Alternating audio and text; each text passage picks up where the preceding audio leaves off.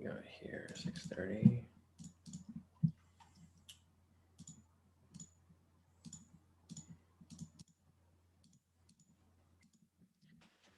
Hey guys, how's it going?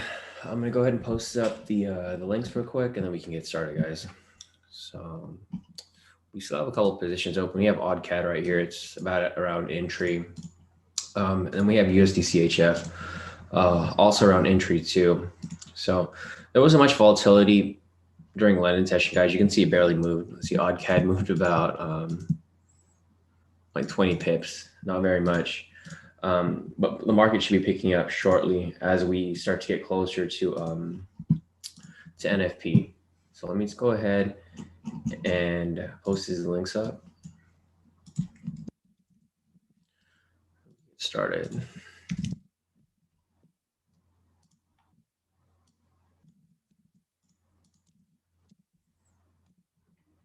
That's good.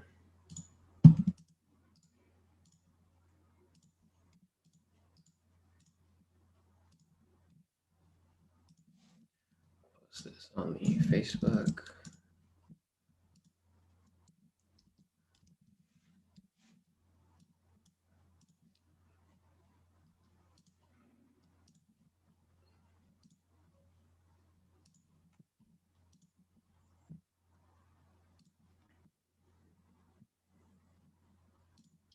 Get these links posted real quick, guys. And then we can get started. So let's post this up right here.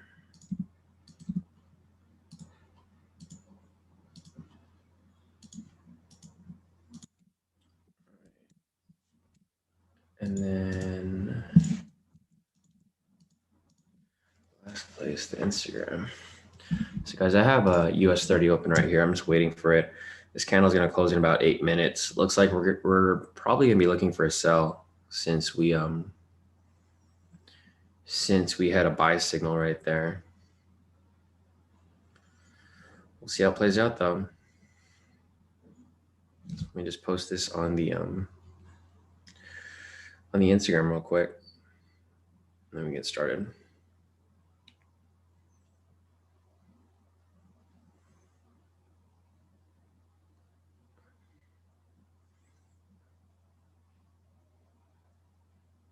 All right. It's good so far.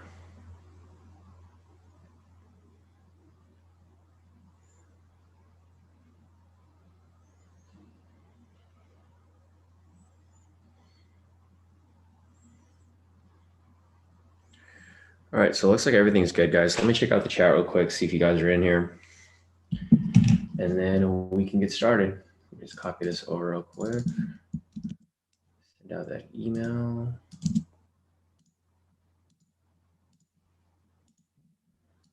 All right, there we go.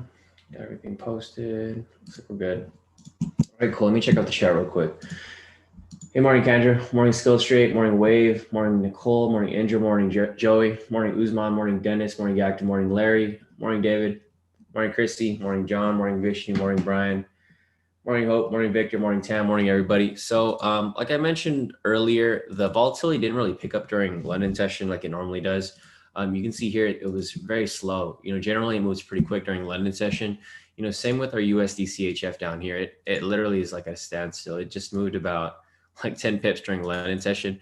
And that's normal for NFP week, guys. So keep in mind that it is NFP week. Usually it's very slow from like Sunday to like Tuesday.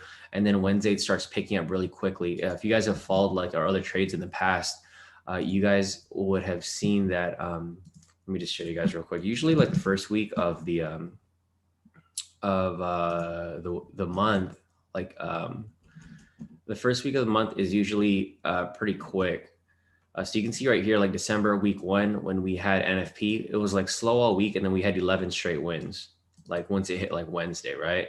And then like same situation with like every other month prior to that as well. I mean, aside from November, because November was elections. Other than that, we have like, let's see our results here for October. So even for October, you can see like week 1, it starts to pick up. So just keep that in mind, guys. If you guys are like, kind of, you guys are impatient, you know, because this is just how an NFP week works, right? Volatility picks up towards the end once people start to speculate, and that'll help all of our positions as it pushes it into profit. So today, hopefully we have more trades. If not today, we'll probably pick up by tomorrow. So just keep that in mind. You know, this is just how the market moves. Same way every single week. I mean, every single month for the first week of the month. So yeah, it should start to pick up soon. Like you can see here, our odds CAD is starting to move into profit. Even with our USD CHF right here, I was looking at these other pairs over here and they're starting to set up, but you can see like from the week, it hasn't really moved much. Like odd NZD moves pretty quickly. During London session, it's only moved like less than 20 pips. Normally it moves like from right here down to here, it moves like 100 pips, right? So just keep that in mind. And then we will continue to look for trades. Other than that, we're going to be looking at US 30 right here. Our previous signal was a buy signal. So the next signal is going to have to be a sell signal. So I'm going to draw some zones here just to see where these rejection points might be. And it looks like it's right at it actually. So right here, looks like there is a zone right here. So what might happen here, or I don't think it's going to push up this high. It's too high. I think it might reject off this point, possibly. Let's go on the 1 hour to see if there's any better. Actually, yeah, these work a little better. Let me see if I could find these points over here. So we got 1 point right here. 1 point right here. And then a couple more points right here. I'm just looking for rejection points because obviously we're looking for a sell right now. Currently just a sell, guys. So if we get a signal in the opposite direction, then yeah, we'll start looking for a buy. But currently right now, we're going to be looking for a sell because the previous signal was a buy right here. But we'll have to see how this plays out because you can see how this big drop happened here. So it dropped, corrected back up, consolidated a bit. I'll show you right here. So price dropped.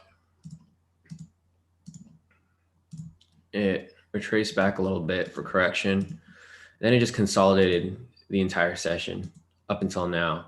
And we're currently right here. So it's breaking through the structure. You know, it could possibly correct back up to where it was supposed to be right here within this area, or it can reject at any of these other points. So we'll see how this plays out. We'll see how this candle closes. If this candle closes below the structure, like it doesn't close above it, and it just wicks above, then we could probably anticipate this to establish a high, and then it'll probably come down from there. So we'll wait and see how that plays out. I just drew the zones here just to identify, you know, where the rejection points are.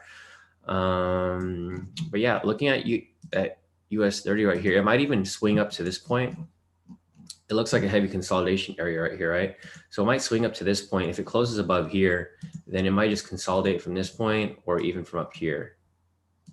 Because you can see right here, it consolidated here for a long time. Let's see how long it consolidated within this zone.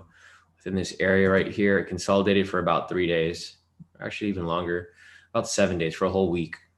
So we'll see how this plays out. But if it fails to break this structure right here, you can see it's already having trouble. We have about 41 seconds left on this candle. If this fails to break through the structure, it's probably going to reverse back down from this point. But we'll see how that plays out. And we're just going to play by ear, guys. We're not going to take any unnecessary risks. You know, if we feel comfortable with the trade, then we'll take it. If not, then we might skip it. Oh, and one thing too, because someone was mentioning yesterday about yesterday's trade. If we did take yesterday's trade, it would have hit full TP, guys. So like yesterday, this was 630 right over here. Let's see, 630 right here. And this was the first signal. The reason why we didn't take the signal right here is because it's huge drop, right? Like it looked like it was going to continue to drop further. But if we, you know, if we trusted the K2 strategy and we just took this right here for a long position, because this was the first signal after market open, it would have hit, you know, full TP for 1,500 pips. Now, unfortunately, we didn't take it, but it's not the time to take unnecessary risks, guys, especially in the new year. There's literally no drawdown, and it went straight to full TP right there. So if you guys took the trade yesterday on your own, you would have hit full TP. I know some of you guys did. We didn't because it's just too risky of a trade. But you know, obviously, if you guys want to take the trade and you guys have the indicators, it's really up to you if you want to take it or not. Oh, looks like price broke the structure. So we'll see what happens here. There's probably gonna be a bunch of areas of rejection here, but like I mentioned, we're applying the new strategy, guys. So we're being very careful during this week. And if this doesn't close, or if it doesn't cross below here before we get that sell signal, then we probably will be skipping the entry for today. It's just how the market is, guys. We would need to cross this area right here.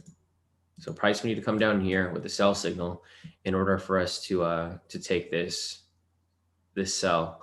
Vice versa, if we get an invalid sell, like if we get a sell signal that's not a red bearish candle, something like this right here. So if we get a bullish candle within a sell signal over here, then we would change our bias from a sell to a buy.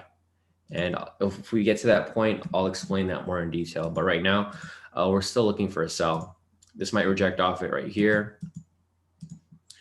And then it might push down slightly, maybe consolidate, and then we'll probably see some sort of drop if possible. And then if it crosses below here with the sell signal, then we will be taking that sell and pretty much writing it down a little further.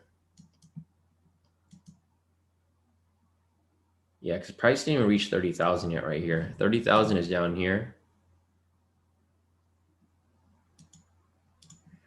So it's still got a long way to go before it breaks that point. I mean, it broke it yesterday, but then it swung right back up. So we'll see how it plays out, guys.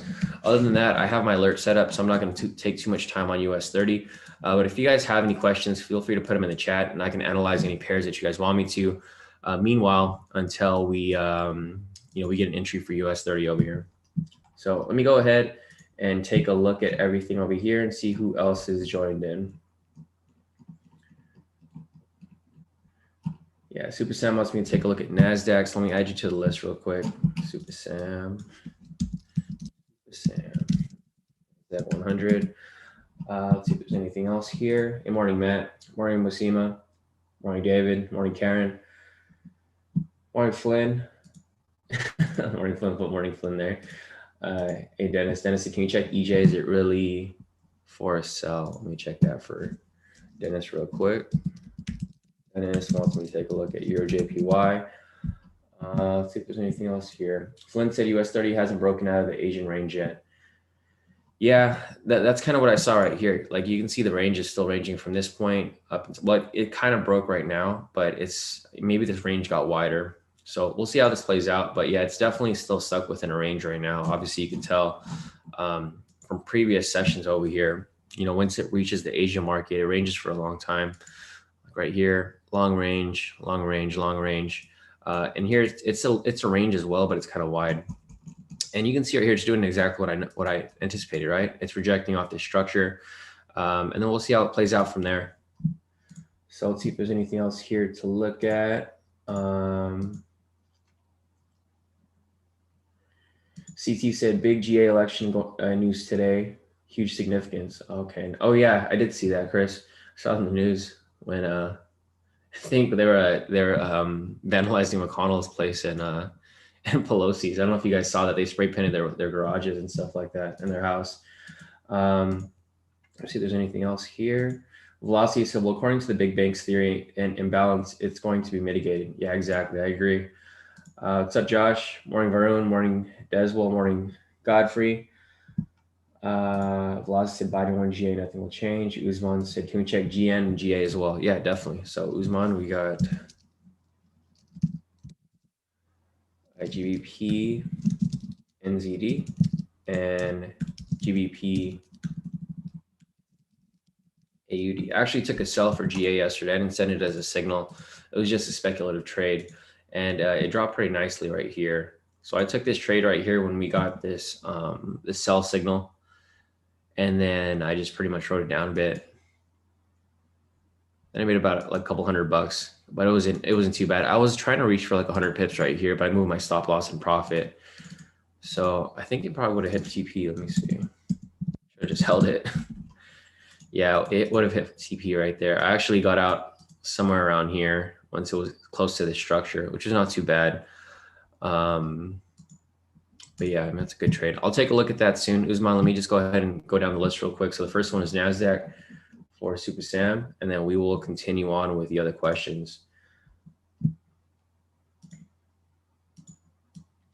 Yeah, CT's right, velocity. It's about the Senate. They're going to be voting for those seats today, I think. So we will be we'll be looking to see what happens, because it might cause an imbalance in the Senate if they lose seats there. Cameron said morning everybody. Cameron McDonald. It's funny because I saw your name, Cameron. I was thinking of Mitch McDonald because they vandalized his house because of the stimulus thing.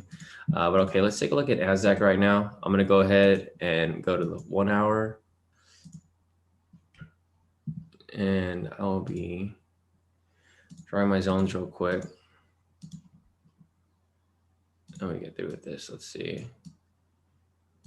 So we got that right there. Got this right here. And I'm just gonna go through this real quick, guys, and then I have a couple emails to respond to real quick. So I'm gonna go ahead and do that after I analyze this, and I'll get back to our pairs after that. So let me just scan through this real quick. Nasdaq's been kind of messy yesterday, guys, after that huge drop. So I don't know if these zones are going to be super relevant, but we'll just analyze them anyways. Yeah, because you can see right here for NASDAQ, it kind of pushes up, consolidates, drops a bit, recovers, consolidates, bullish move, consolidation, huge drop. You can see there's really like no patterns moving with NASDAQ, right? So it's kind of hard to identify using these structures, but you can see here that it still respects these structures pretty nicely. Like you can see price came down. It failed to break the structure down here. It went really far down, but didn't close below it. So at that point, it swung up, retraced back down for a retest. So at this point, I think it's going to be bullish for NASDAQ. It's probably, so this is what can happen here. It can either consolidate sideways, or it'll correct back up to this area, this little range right here, and then it'll consolidate from that area. Because obviously you can see it's a clear range, right? So price had a bullish move, clear range, it dropped randomly. Now it's ranging, and it's either going to correct back up, or it's going to continue to range in this area right here between this zone. Let me delete this. Between this zone and this zone right here. So you guys can see like the clear areas of consolidation right here. I can even delete this stuff. This is not really relevant. But looking at these zones right here, you can see that there's two areas of range, right? It's either right here, or if it breaks above, it'll probably have a bullish move up back to here. And then it's probably going to range within here as well. We'll just have to wait and see how the market reacts to the news. I think the OPEC meeting's today, right? Let me check.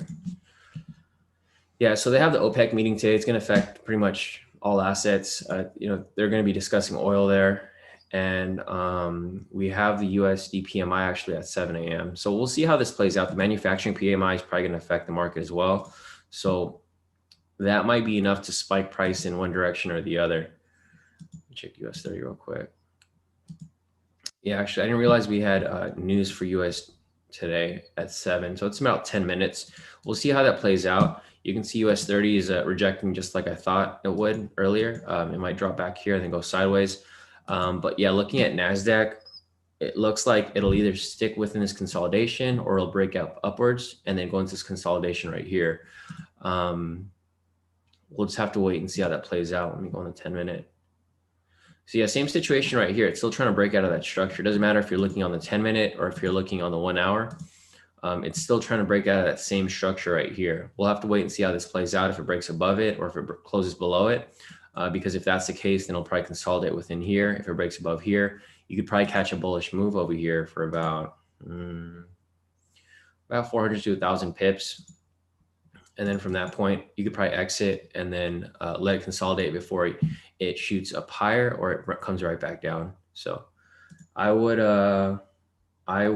hold off on this for a second and wait to see how everything plays out before you enter this trade, Sam.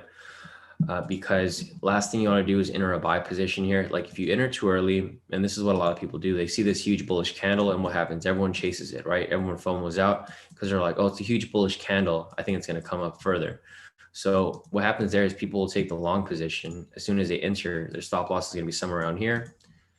They'll usually get stopped out, and then it'll come down and do this right here, consolidation, right? And then vice versa, if you're taking a sell position because you think it's going to reject off this point, right? You probably have like a sell limit right here. And you'll have your stop loss right here. It'll probably break right through it and go this way. So wait for that confirmation. I wouldn't enter just yet, especially because of how the market's moving and especially because it's NFP. So there's like a couple different factors that come into play with regard to, with regard to its direction, because the market can react in either way. Let me pull up CNBC, see if there's anything that's really pressing today that could affect it. Looks like all of the indexes are pretty bullish today. Alibaba. Yeah, they're talking about Jack Ma yesterday. He went missing or something. Or I guess he's not missing anymore. He's just laying low for whatever reason. Oh, okay, I see. And he's probably gonna go missing. He was talking all this about the Chinese regulators. they're gonna kidnap this dude. That's probably what happened, guys. That's why he went missing. I mean, China's a totally different place. You can't really speak your mind out there. But looking at CNBC over here, and New York Stock Exchange will no longer delist 3 telecom companies. JP Morgan says Bitcoin could rise to as it competes with gold. Yeah, I don't really see anything here specifically. Aside from the UK closing down, I don't see anything too crazy affecting the market just yet.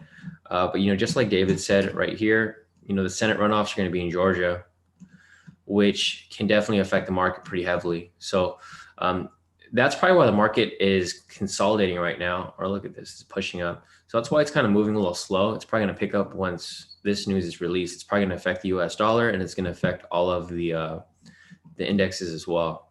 So we'll have to wait and see how this plays out. I don't think this is going to happen anytime soon. Let's see.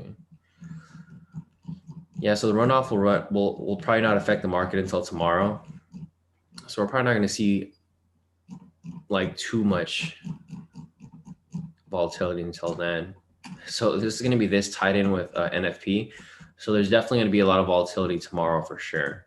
But looking at NASDAQ right here, back to my analysis, Sam, I don't think that it's going to, necessarily go in either direction yet until it breaks. So right here, it's still attempting to break, but what could happen here is it can wick off it, right? It can wick off like this right here. It goes up to the structure, wicks off it, and then it swings right back down. So I would be patient with NASDAQ and not enter it just yet. Doesn't matter if you're looking on the 1 hour, if you're looking on the 10-minute, it's still testing the same structure right here. So keep that in mind. And I'll go and take a look at it again later just to see how it's moved since then, because this 1 hour candle closes in about 7 minutes. This might be the point where we can determine which way it's going to move. But until then, we're going to hold off, because if it doesn't break the structure, then it's probably just going to go sideways until it does break it, or until it comes back down. So that's it for NASDAQ right now. We'll take a look at it later. US 30 is doing exactly what I mentioned, guys, right? I marked this up earlier. I said it was going to come to the structure, reject off it, and come back down. So when it comes back down, it's either going to go sideways or drop further. If it drops further and we get a sell signal, then we'll take that sell and pretty much write it to let's see how far it would push down to. Yeah, it's not even that far of a push. So like slightly below 30,000, which is fine with me. I think once we get to this point right here, it's going to be a little iffy. But from this point over here, it looks perfectly fine. Sure, no problem, Sam.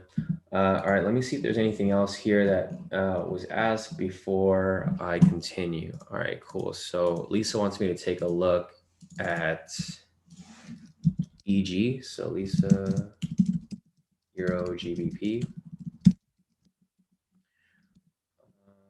And then let's see if there's anything else. Yeah, Larry's right. So Larry said it probably won't affect the market until tomorrow. I agree.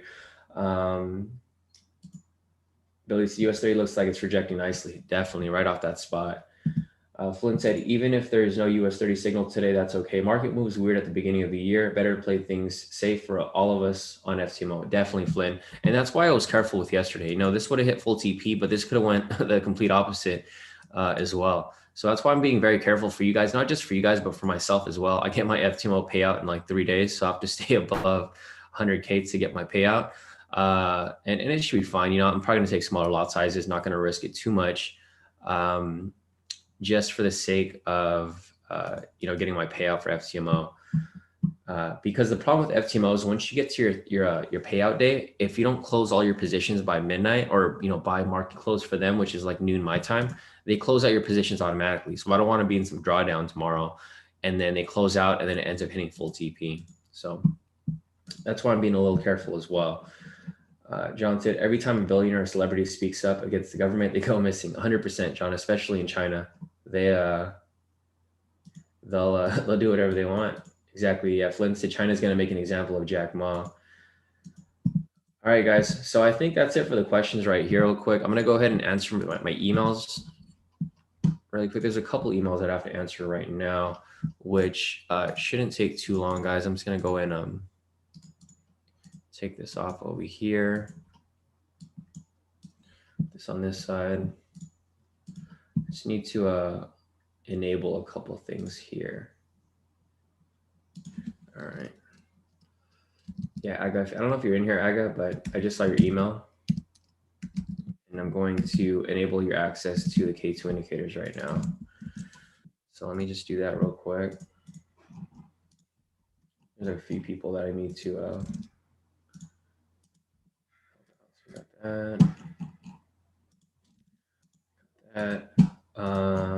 and one thing, guys. So I don't really like to remind you guys every day because I don't really care about it too much. But if you guys haven't already, if you guys can, just go ahead and like the stream and subscribe to the YouTube channel if you can. That way I can continue to come on live for you guys every day and do this for free and pretty much answer all your questions. It just helps grow the channel, guys, because as you know, I have a lot of other things to do during this time. Like I have a ton of emails to answer every morning, but I don't mind coming online to help you guys out. But the only way I'll keep coming on is if you guys help grow the channel, because there's no point in me, coming on if the channel is not going to grow at all.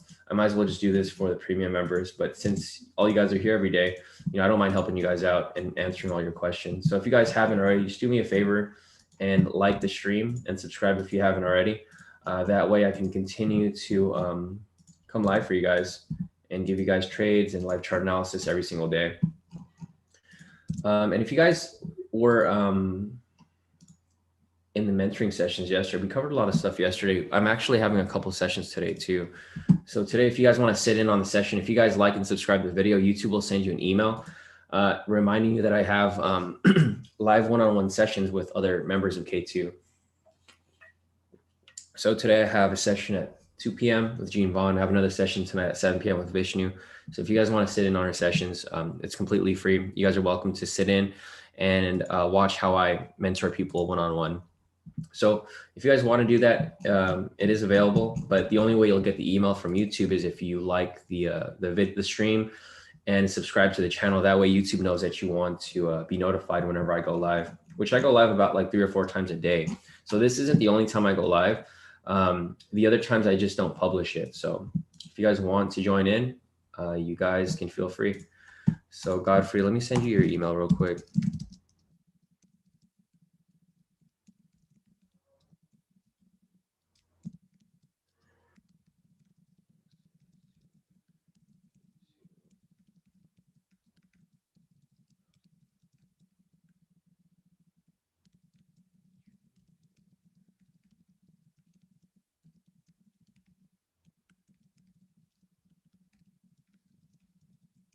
All right, awesome.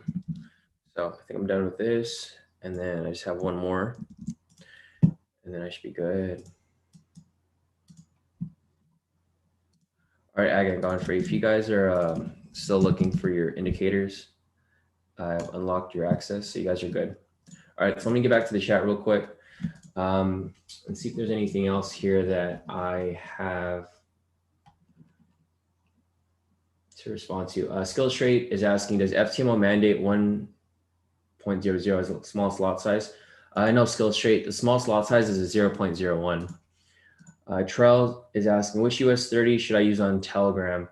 Trell, I use currency.com. This is usually the most accurate data for me personally. I've done all my back testing on currency.com, and it usually has the best accurate data on this specific data set. So that's what I use for mine.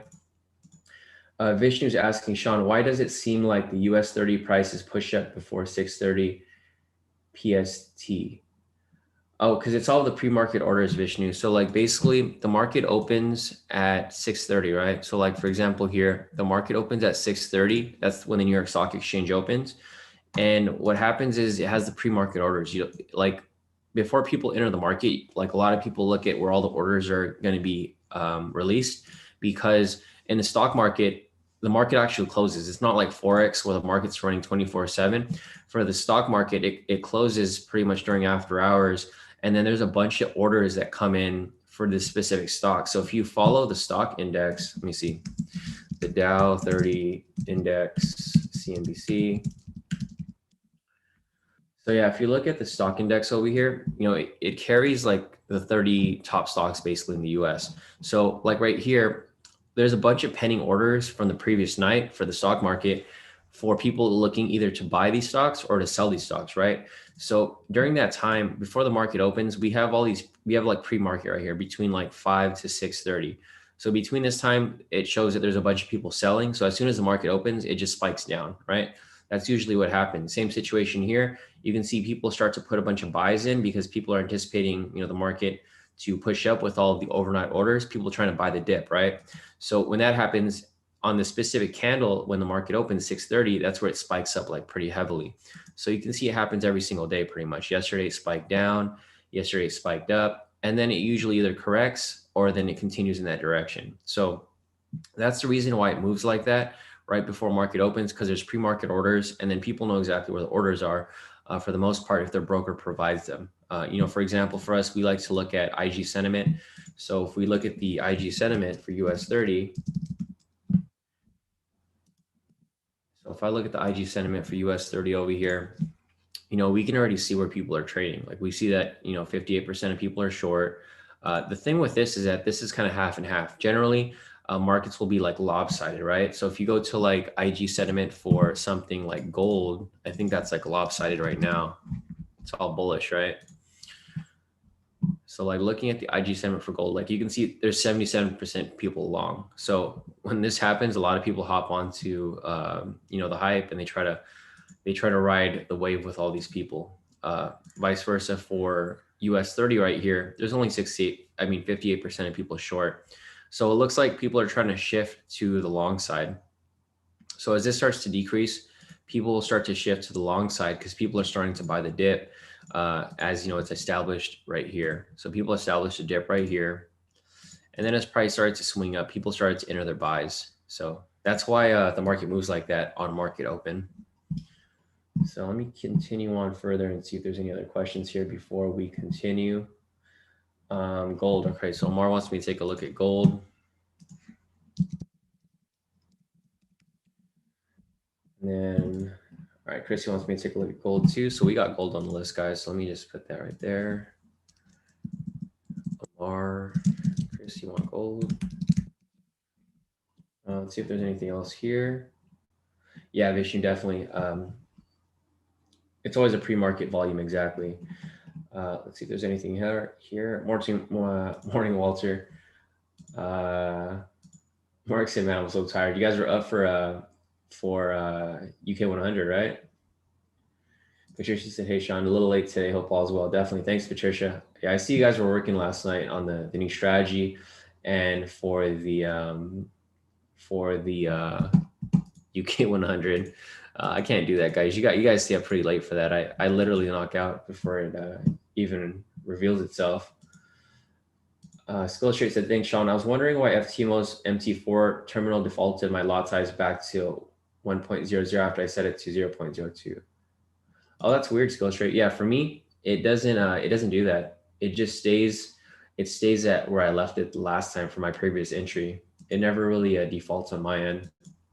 Deswell's asking, Shawn, how long did it take you to pass FTMO just taking US 30 trades? Deswell, like for me, if I take a 15 lot, right? So if I'm taking a 15 lot, 1.5 times 1500, my profit potential is 2,250. So this is my profit potential per trade. And I can pass it within like 4 or 5 days, like less than a week, because our profit target is 10,000. And if you divide that by 2,250, it only requires 4.4 trades. So you can do 4 full wins and then a half TP1 win. So if you were to do that for 1 week, you know, Monday through Friday, you can easily pass within a week if you have a good week, which we do have sometimes. You know, we have hot streaks where the wins are just back to back to back. And then you can easily pass within a couple days or so. So me personally, I passed FTMO within less than 5 days. I think the first time I took it, that was a long time ago.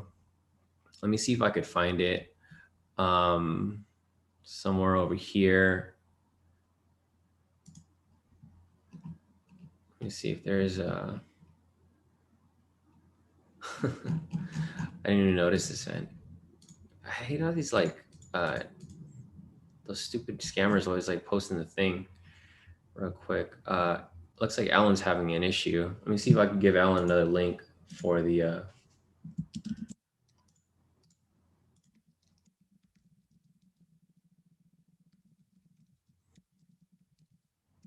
If you guys messaged me on Telegram, I haven't gone to my messages yet, guys. So I'm not ignoring your question. It's just I just haven't gotten to that point yet.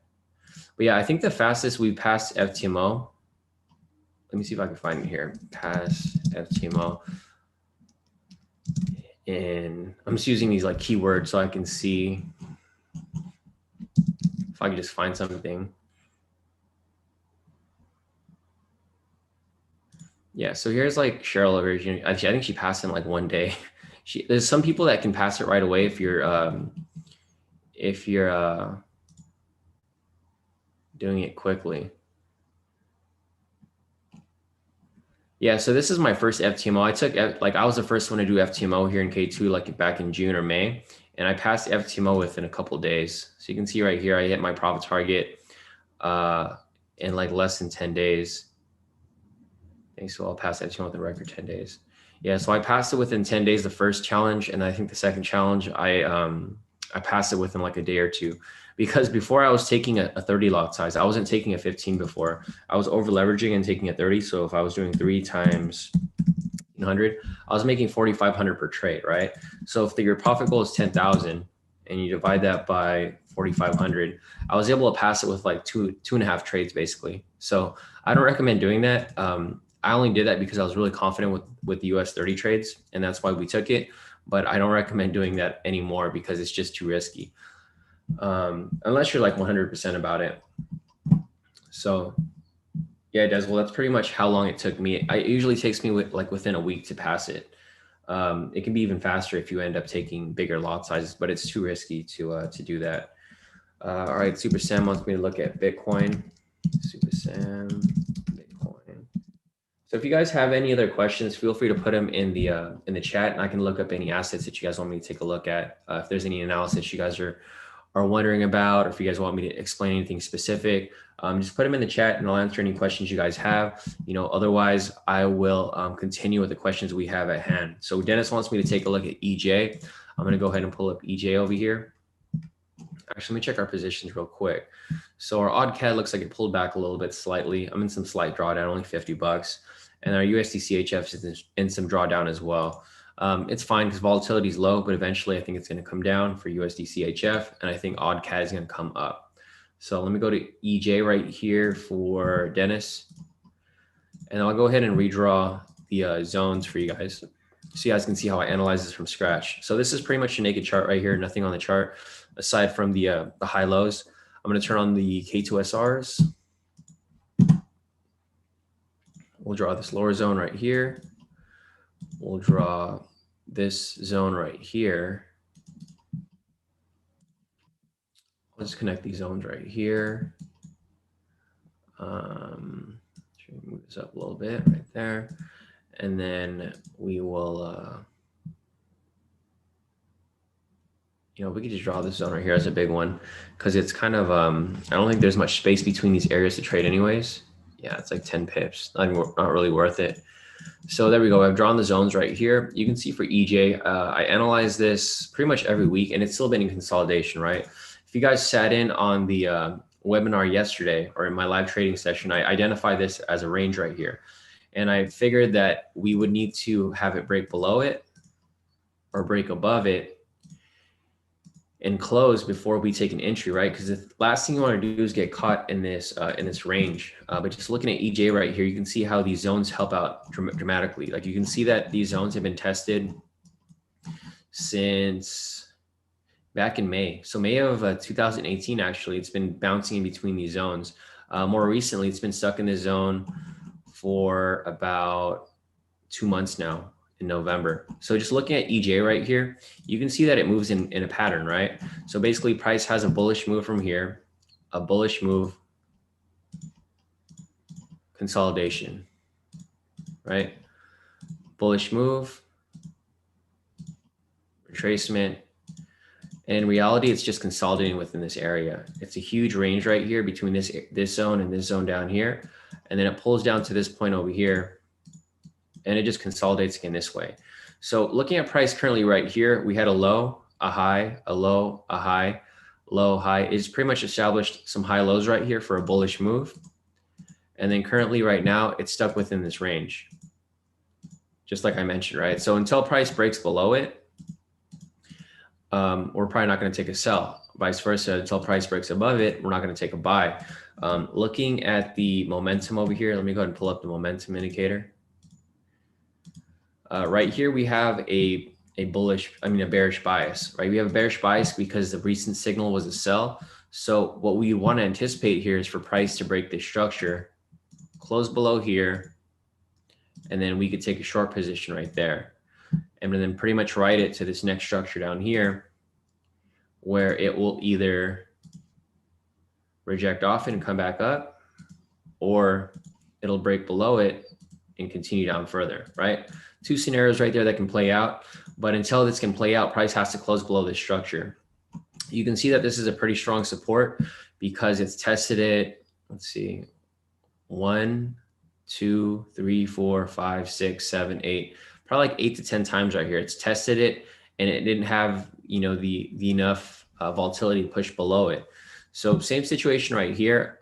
Since the UK has gone into lockdown, most of Europe might go back to lockdown as well. If that happens, the JPY is a safe haven currency. So if you guys understand how fundamentals work, they should come down further if that's the case, right? Because for this specific pair right here, these might move opposite. So if the euro is like going to lockdown, people are going to put their money into safe haven currencies like the JPY or the Swiss franc. So if that happens, I would have a bearish bias. So that would confirm my bearish bias that I already have because we have a previous sell signal right here. So for full confirmation, we would want it to close below the structure right here. Once that happens, we can take a sell and then we can ride it to the next structure right here. Because you can see obviously when price breaks structure, like it did right here, when price breaks structure and we have a buy signal right here, what does it do? It goes and tests this structure right here, and then it either breaks above it and continues further, or it rejects off it. So those are the two scenarios there. Same scenario that I see playing out over here as well, if this ends up closing below this structure right here. The only problem is that it hasn't broken like below the structure, and I don't even know how long. So let me see, from November 1st or December 1st, it's been a whole month. So it's been 35 days since it's been ranging within the zone. And I just wouldn't take a trade until it closes below, because the last thing you want to do is enter a short position right here. For example, like if you get impatient, like a lot of other traders, if you get impatient in your short position right here, your stop loss is at the swing, what might happen is it might come down to this structure right here like it did over here, and then reject right back up to stop you out, right? Kind of what happened right here. Price came down, rejected off this lower structure, shot right back up, rejected off the structure, and then just pretty much ranges back and forth. So I would wait for price to break below before you take that entry, because there's just nothing to really look at right now, because you don't want to be stuck in this range right here. Even if you can scalp in between, it's still not a good range to really get stuck in for the most part. So I think that's it for EJ right there. Let me see if there's any other questions before we move forward to the next questions, GN and GA for Usman. So let me see if there's anything else right here.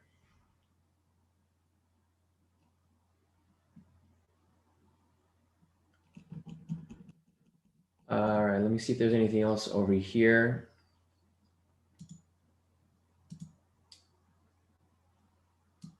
Skills trade is if someone was in 1,000 target FTMO challenge, a 10K account, which lot size would you recommend to get the challenge over as seamlessly and as timely as possible? So for a 10K account, you just do the math, skills trade. So instead, like you see how I'm doing like a 15 lot. So if I'm doing a 15 lot, or actually you're doing 1,000, right? So if you're doing 1,000, you would just, you'd use like a one lot, because like if you're using a one lot, for me, I'm using a 15 lot, right? So a 15 lot's 1.5 times 1,500. This is how much I'm looking to make. You're using a 10K account. So you would probably want to use a standard lot when, 10 cents per, I'm trying to do the math. Yeah, so instead of doing a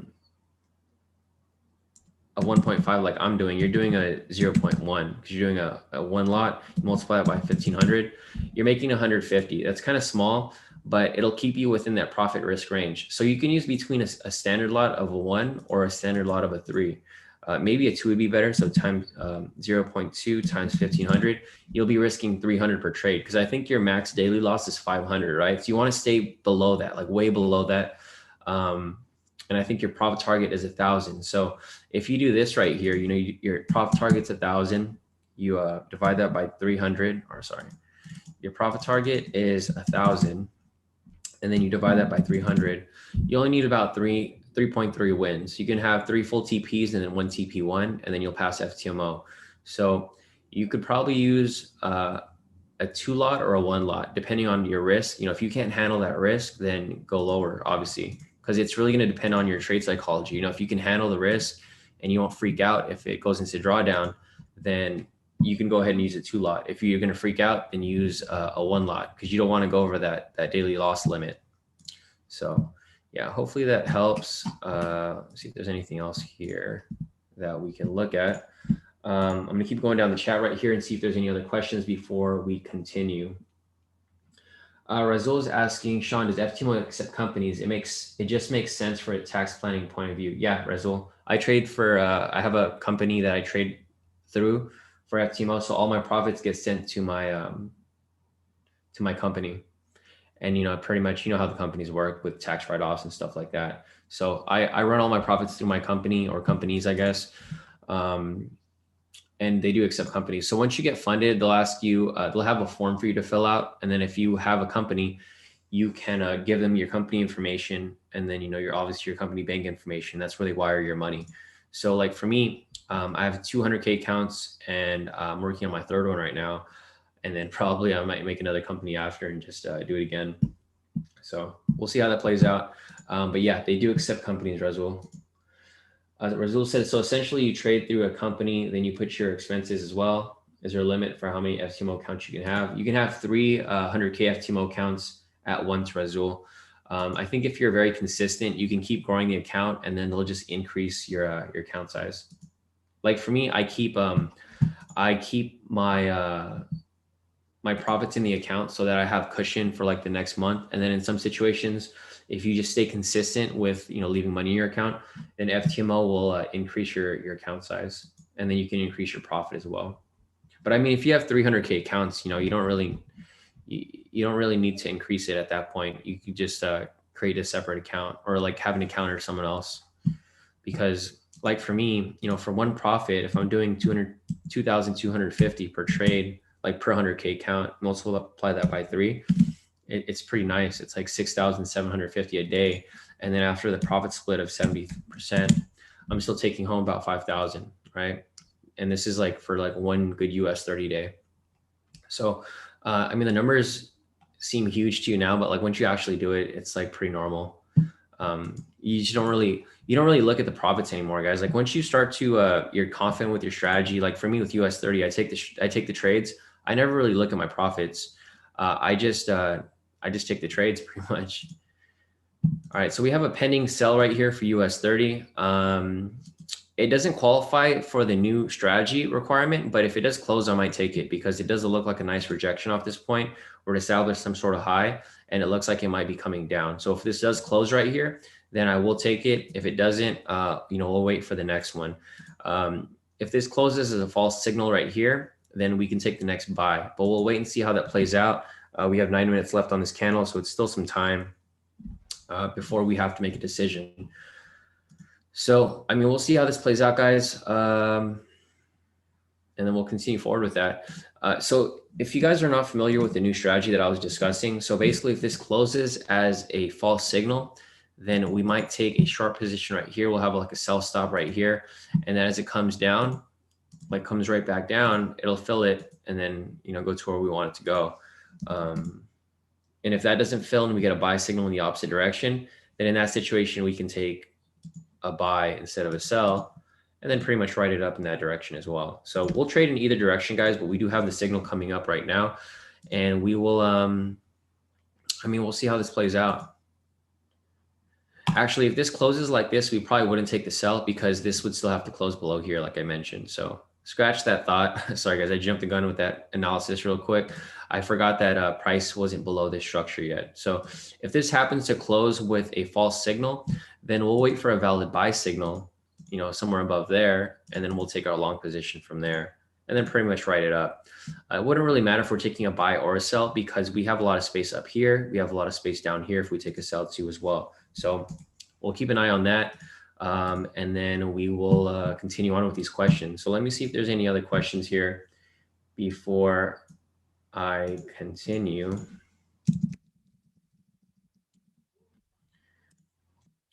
All right, so let's see if there's anything else here before I continue further. Skill Trade said I meant US 30 alongside Shawn here in the morning. Yeah, definitely.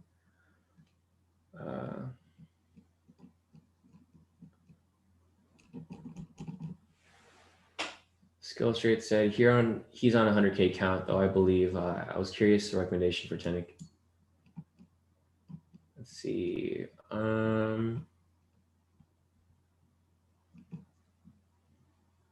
Yeah, no problem, guys. Glad I could help with your questions. Let me see if there's anything else here. Yes, and we're gonna look at Bitcoin. We still have a couple other questions to get through before I get to that. So we will get to that shortly, but we will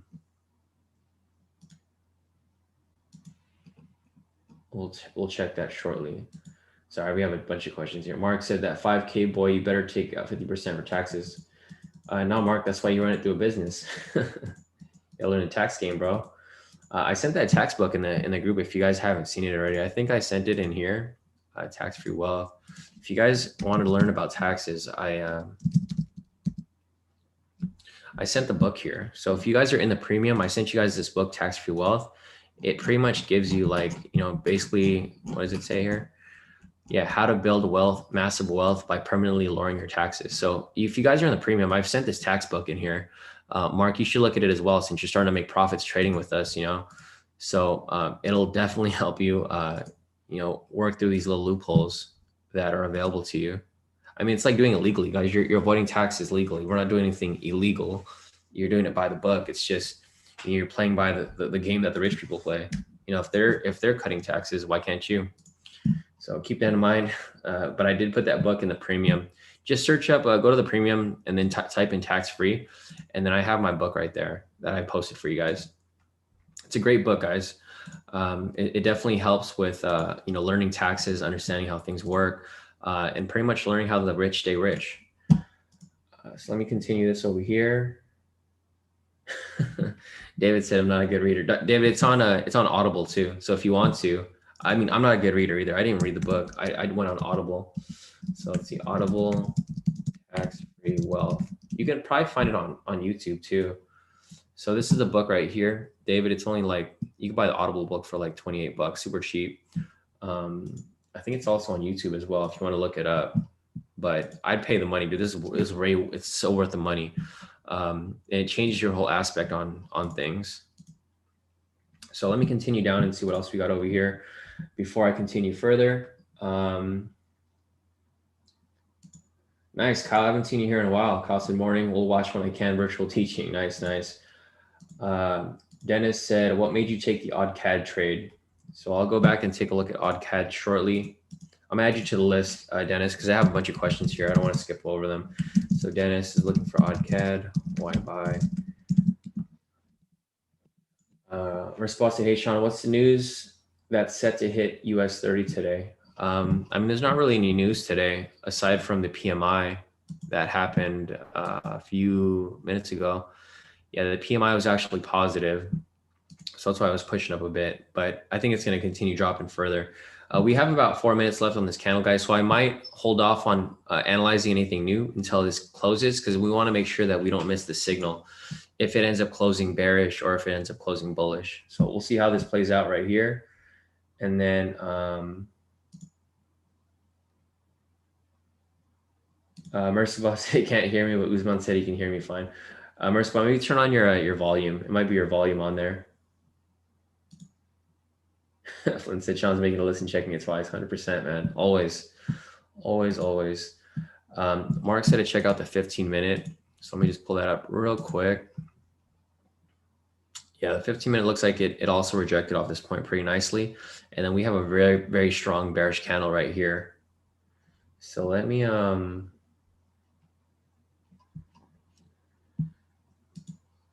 oh, Kendra, it's in the premium trade talk. So look at the premium trade talk and then just search up tax free in the search thing, and then you'll see the book there that I posted it like on the 24th, so it should be there. All right, cool. So we're still waiting for this to close, guys. If it does close with a sell signal, we might take a sell. Otherwise, we are going to continue on from this point. Here, I have my phone ready. My phone, guys. I got my MT4 ready right here, just in case I want to take this trade. Right over here. So I will be waiting for this to close. We've got about 2 minutes left on this candle, guys. Once this is done, I'll go over the questions. Let me check the list real quick. So we have GN and GA for Usman. We have Euro GBP for Lisa. We have gold for Amar and Chrissy. I have Bitcoin for Suba Sam. And then I have OddCAD for Dennis. So I'm going to take a look at all those pairs. If you guys have any other pairs that you guys want me to analyze, just put them in the chat, and then I can add you guys to the list for anything that you guys want me to analyze, any theories you want me to cover, any K2 strategies you want me to look over, anything in general. Like if you guys have any questions, just put them in the chat, and then I can take a look shortly. But yeah, let's see if this closes right here. Personally, I wouldn't mind if it closes with an invalid sell, because I personally would want to buy, because it looks like it might be shooting up at some point. So we've got about 1:30 on here. Once this closes, we'll have the confirmation that it's time for us to start looking for a different direction,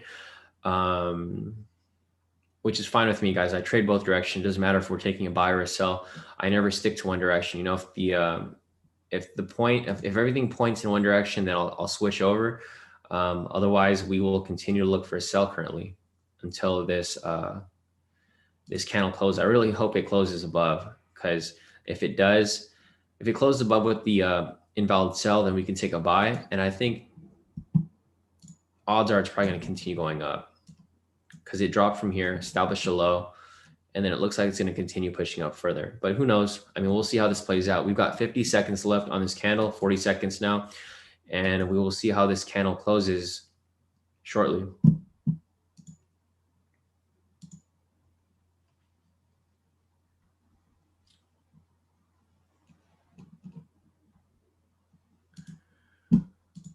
Let's see if there's anything else here. All right, so GG wants me to take a look at S&P. I got GG on the list for S&P 500. 15 seconds right here. Let's see what happens on this. If this ends up closing. Doesn't look like it's going to close. So we've got about 5 seconds left. 4, 3, 2, 1. And looks like it closed right there. All right, so we're going to be looking for a buy now, guys. We just need price to close above this structure right here, or this price, which looks like it could happen very easily. But we are now going to be looking for a buy entry. So let me go through the chat real quick, and then I'm going to continue moving forward as we continue. So let's see. Don's asking, is it not supposed to close below the last buy signal to be valid? Isn't there a higher risk to take a short? Yeah, exactly, Don. That's why we had this lined up over here. So if you look at this down here, I had this lined up right here. So we wanted the sell to close below here for us to take that sell entry. But what I was saying earlier is that I wanted a false sell right here so that we can take a buy in the other direction, because you can see it's already pushing up, right? It established a low here, pushed up, consolidated, broke structure, retraced back a little bit. And odds are it's probably going to continue pushing up further. So right now, since we have an invalid sell right here, and it didn't close below the structure, now we're going to be looking for a buy. So we just need a buy signal to close above here, or not even close, just cross above it. And then once that happens, if price crosses above here, we get a buy signal, we can take that buy position and pretty much just write it up. So this is our goal now. I do have my alert set up, guys, so no worries. I'll be checking on this shortly. But meanwhile, I'm going to go back and look at the questions really quick, because we have about, let's see, 1, 2, 3, 4, 5, 6, 7 questions right here. Yeah, definitely. I agree, Don. This is what I wanted. I actually wanted this rather than the sell, because, you know, obviously right here, you can see it established a low here, shot up, consolidated, and then now it looks like it's trying to break up, back upwards, but like basically back to this area over here. And this would be fine because this is enough for us to reach full TP. So if we get like a buy signal here, we'll still hit full TP before it even reaches any of these structures up here. So we'll see how this plays out. But other than that, guys, I think we're pretty much good to go for right now. So let me go ahead and look at the questions real quick, and then I'm going to go over Usman's questions for GN and GA. Flynn said, Shawn, what are your favorite comedy movies? Oh, that's a good one, bro. I have a lot, honestly. I think comedy is probably one of my favorite genres. So I like a lot of stupid comedy. So if you guys like Superbad or like Rush Hour, stuff like that, those are the kind of comedy movies that I watch. But yeah, so let me get back to these questions, guys. I don't want to go off track for too much as we continue further. Usman wants me to take a look at GN. So I'm gonna pull up GN real quick. So we've got GN over here. This is one that I marked up yesterday. I was trying to call this for a late entry, but I didn't. Anyways, a late entry would have been down here anyway. So this could be a possible sell. You know, actually, I might call this right now. Let me just check the. Yeah, this is actually a pretty nice sell right here. So let me go down the list real quick. I'm going to go down all the GBP pairs and see if they're all bearish. Oh, fuck. Look at this GA over here. Oh, I did take that trade, actually. I took this. I made a small profit off that yesterday. So all the GBP pairs are pretty bullish bearish for the most part. So I think this could be good, especially with the UK lockdowns. So I'm going to go ahead and call this trade right here. The reason for calling this is price broke structure. We had a sell signal here, so we have that momentum going that direction. So I'm going to call this sell right here. Thanks for reminding me about that, Usman. I know you were probably looking at the same thing I was looking at right there. So let me go ahead and call this in the premium. If you guys are in the premium, you guys will get the signal directly, and then we should be good. All right. GBP NZD. It's just going to be late entry right here. You guys can enter market if you want, because it looks like it's dropping pretty quick. You guys want to enter right away. I don't know if I have enough margin to take this trade because I have 2 active trades running right now. Fortunately.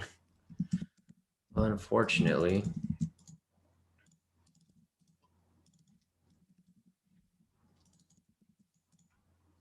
All right, guys. So this trade is basically active at this point. I'm gonna have to take it on my MT4 because my my Forex.com is already full. I think my margin's taken already.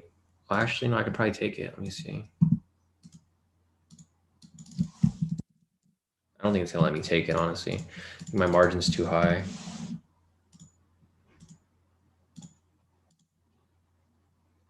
I'm in the trade. All right, fuck it. I'm in it. All right, my profit target's probably gonna be a little lower though. All right, so we're good. I covered spread on that. So I'm already in the trade, guys. If you guys want to take GN over here, I took a small position. It's a 0.20 because the thing is I have 3 positions running already. My margin's taken up already right now, currently. Because I do have an odd CAD, I have a USD CHF, and I have this as well. So I got 3 trades running right now, odd CAD, GN, UC. And I'm just going to tell you guys that it's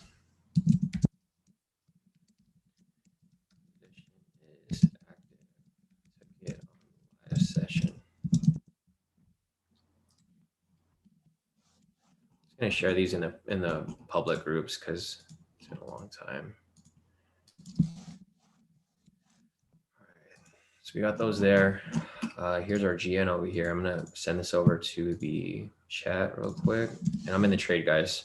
So let's get it. So we got that right there. Let me just check. I think you wanted GN and GA.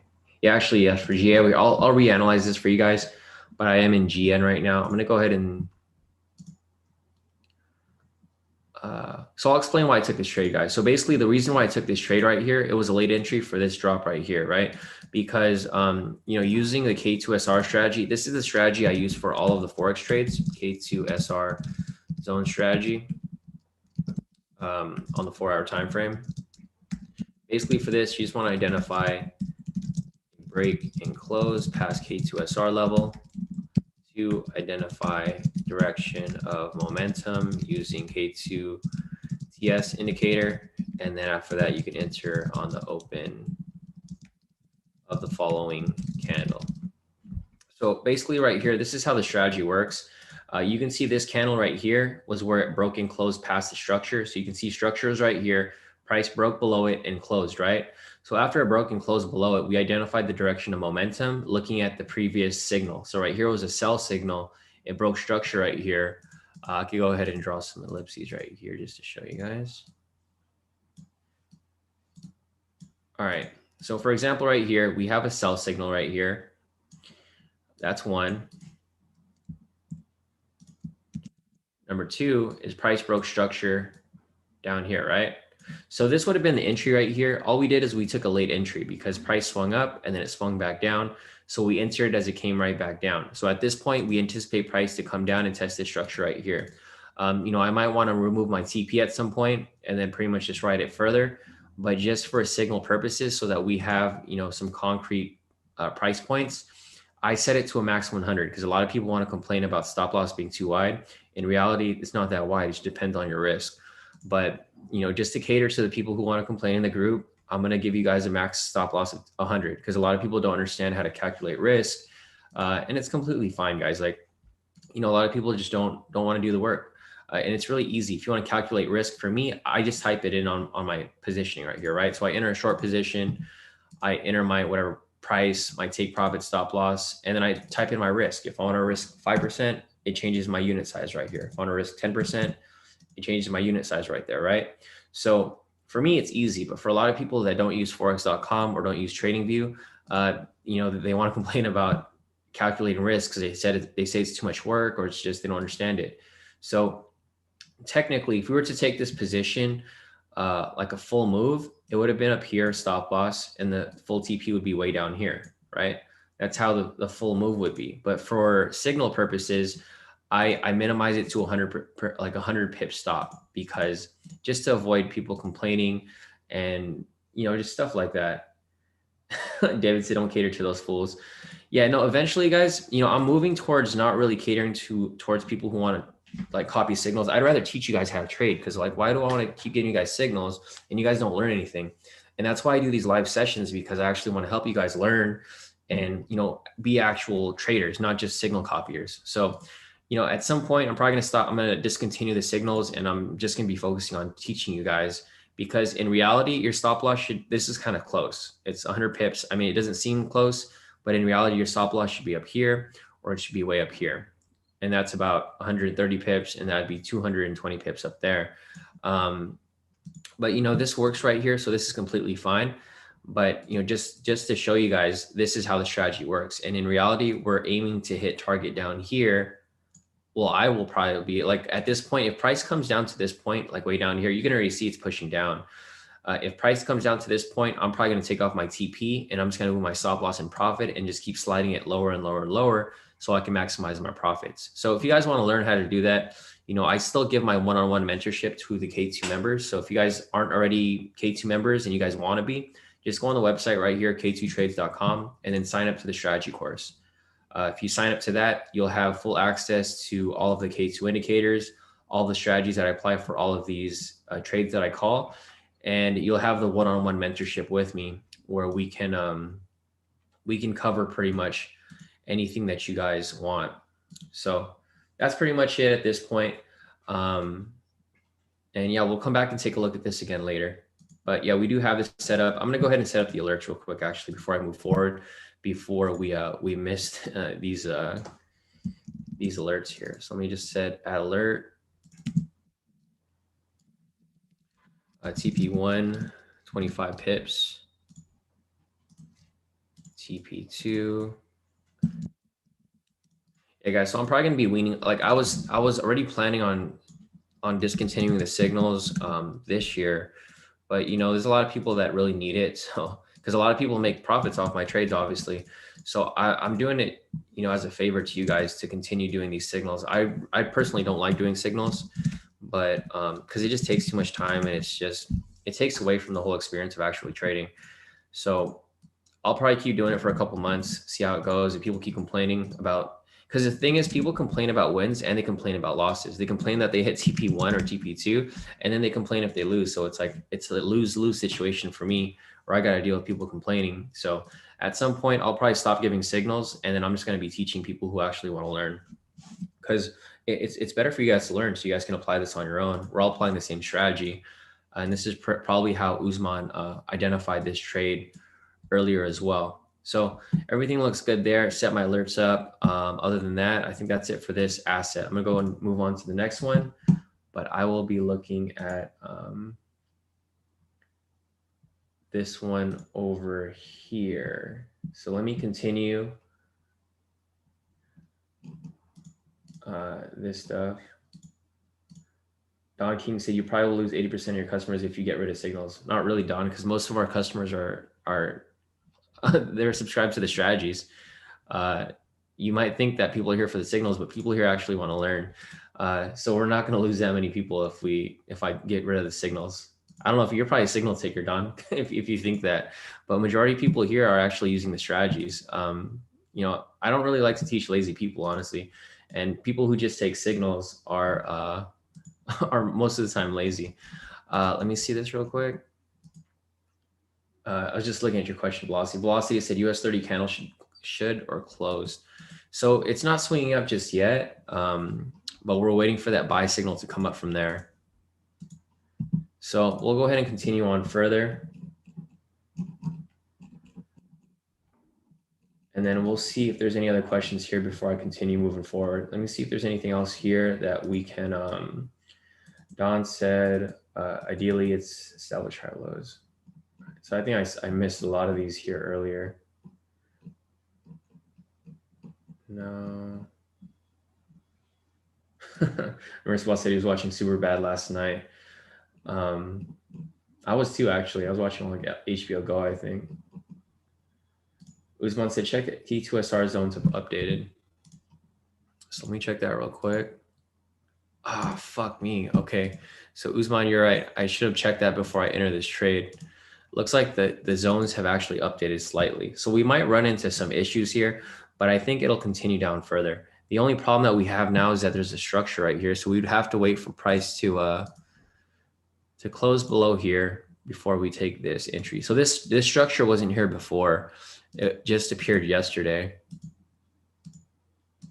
But I think it should still be fine because the GBP is weak right now.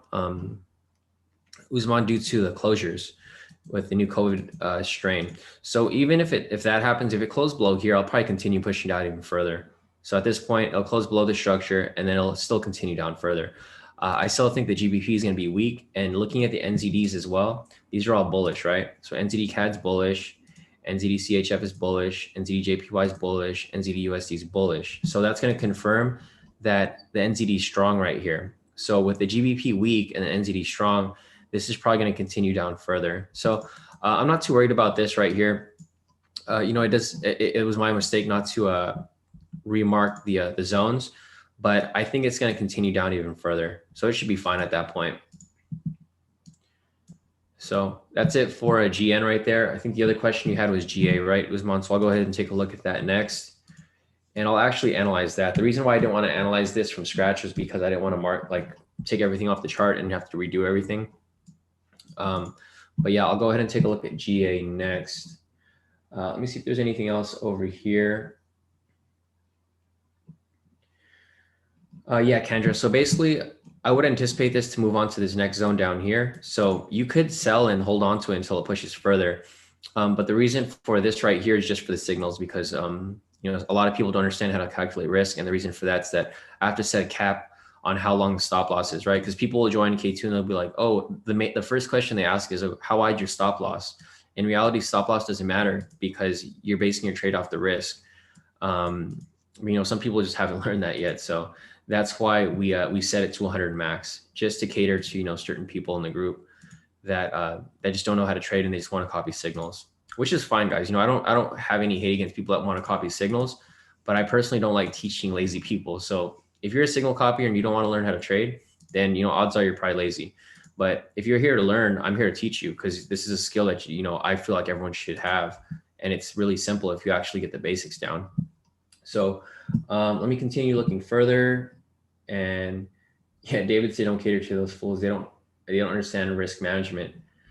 Yeah, I agree with David because the thing is, I always try to teach risk management, but it doesn't matter how many things I teach you guys or certain people. If I teach you guys something and I teach you guys the exit strategy, odds are you're probably not going to follow it. So, you know, to one's own, and we'll just keep moving forward from there. So next up, we got Billy over here. He wants me to take a look at USDCHF. So Billy said USDCHF. I was looking at last night. Couldn't see why the sell was called at that point. Thanks. All right, so I'll call it USDCHF. Let me see if there's anything else over here. Usman said in profit for GN, waiting for GA to drop a bit more, and I'm in profit as well. Nice, nice. Yeah, David was explaining the difference between risk. Usman said the fact that I'm learning with his strategies, I'm able to make the same trades as Shawn without him even calling it. Exactly. And that's what my goal is here, guys. I want to teach you guys to see what I see on the chart so that you guys can take these trades as well. And you guys don't have to wait for me to call signals, right? Because a lot of times people complain about the signals coming too late. And you know, what do you guys expect? I'm here calling like 4 or 5 signals. I can't call them all at the same time. So it would make sense for you to just learn the strategy to be on point and to be able to identify those trades before I take them. So let me continue further. Let's see. Billy said, granted, I know the USD is going to drop, but is that why you called it? Not exactly, Billy. I have you on the list right here. We have about 5 different pairs to cover before we get to USD CHF, but I will show you. It's similar to this entry right here. It was a late entry for a previous break the previous day. So I'll show you what I looked at yesterday before taking that, and then we will continue further. Let's see what else we got over here before I continue.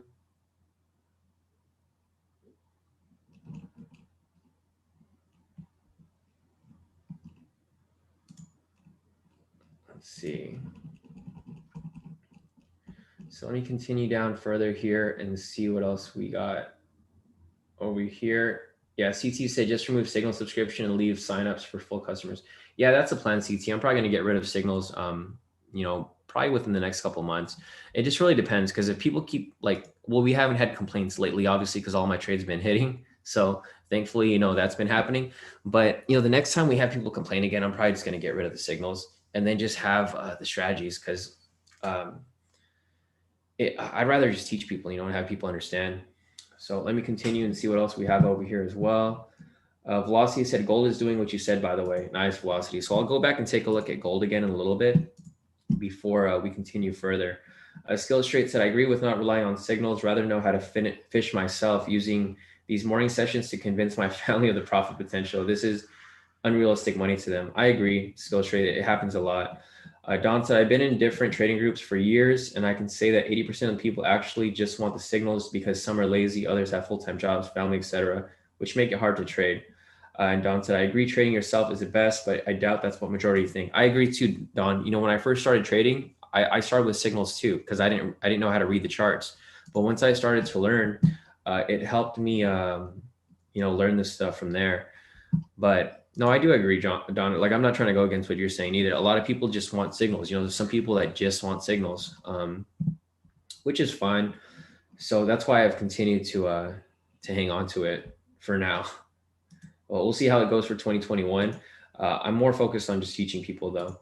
So let me see if there's any other questions here before I continue further. Usman said, same here, bro. I saw that zone pop last night and I was like, exactly. Because I took that trade for GA as well down here, Usman. I took this GA trade I didn't call it, but I took it on my own. I saw it drop right here, and then we had that sell signal, and I just took it down because I figured it was going to come down and test the structure down here. So that's why I took this trade. I used my own analysis for this. The reason for this was because the AUD pairs were strong. So the GBP is obviously weak, right? Because the UK went into lockdown. For the AUD pairs here, I looked at all of the AUD pairs as I looked around, and they're all bullish, right? So that gave me confirmation that GA was going to come down. So I took this trade here and I hit full TP, or I hit close to full TP around the zone right here because I moved my stop loss and profit. And then I got out. Should have called it, but sorry, I was being careful. So let me continue down the chat real quick, and then I'm gonna go through here and analyze GA for Usman real quick. So Brandon said, morning, Shawn. Question: your thoughts on taking trades with larger lot sizes with smaller profit targets? Say I have a 2K daily profit goal, looking for 10 to 20 pips on a trade with a goal of 20. So Braden, I used to trade like that, and it works. It does work, but you have to be very on point with it. The problem is that, you make one mistake and then you're going to be set back like 4 trades. So, my response to that question is, yeah, it does work, but it's higher risk because if you're taking a bigger lot size, just to go for that little scalp move, odds are you can probably, get caught in some drawdown. And then if you don't have proper risk management set in place, or you don't want to close a trade, you can easily not blow your account if you're not over leveraging that much, but you can lose a lot of money trading that way. There's a couple people, there's a couple big traders that trade like that. David, you know who I'm talking about. But yes, there's a couple traders that are really profitable that trade like that, but it really has to do with luck on a lot of points because you're not really using proper risk. Most people who trade to shoot for like 10, 20 pips are trading like 1 to 4 risk. It's not like a 1 to 1. It's not a 1 to 50. I mean, it's the opposite actually. It's like 4 to 1. So just keep that in mind, but it does work if you do it properly. And it depends on what pair as well. So like David right there responded to your question as well. Depending on the pair, that can affect it as well. So Super Sam's asking about NASDAQ. I'll go ahead and take a look at NASDAQ again. Super Sam, I'll add you back to the list. NASDAQ 100. And then let me continue further and see what's going on here. So Billy said, my thing was that structure was underneath the cell. I ain't going against you. Just want to find out what I'm missing. Yeah, no, definitely, Billy. I'll go over that shortly. I add you to the list. And then I'll continue on with this as we move forward. Let me pull up. Nice. Look at US 30 right here, guys. It broke the structure right here. So if we get a buy signal, then we'll take this trade. So we'll be waiting for it right now. It's already broke above it. So if we do get the buy signal, I think we should be good to go. Go ahead and take these zones off here.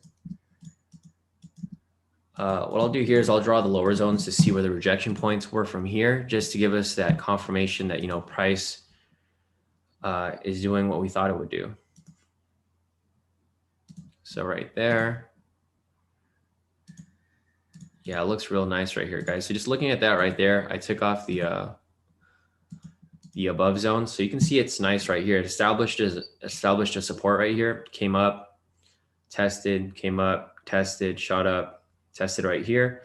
And if we get that buy signal, we can take a long position in that direction. We got about 5 minutes left on this candle. So we'd have to wait for it to close. But when it does close, I think it would look pretty nice on that point as well. All right, so let me see what else we got over here before I continue further. Deswell said, hey, I copy signals and pilot, not enough time, but I take my own trades, but I would still just call the US 30 every day for the premium group. No, definitely, Deswell. So the people in the premium group, if you guys are already in the premium and I discontinue signals, I'm just not going to take on new people. So Deswell, you've been in the group for a long time. Everyone who's been in K2, I'm still going to give you guys signals, even if I discontinue it. The only group that I'm going to be keeping out are new people. So people who have been with K2 for a while or people who have been in premium already, you guys will still have access to it. It's not going anywhere. It's just for new people because yeah, I do agree with what you mentioned that you're a pilot and you're just too busy, right? But you do try to take your own trades on your own time. And, I do appreciate that because you've been with the group for a while, Deswell. I knew you were not even premium for a long time and you were making profit with us, just copying my trades. But now that you're in premium, you have way more profit potential taking your own trades. Dennis said, looks like head and shoulders pattern on GN. Personally, I don't I don't trade patterns, but let me see if I can spot it for you here.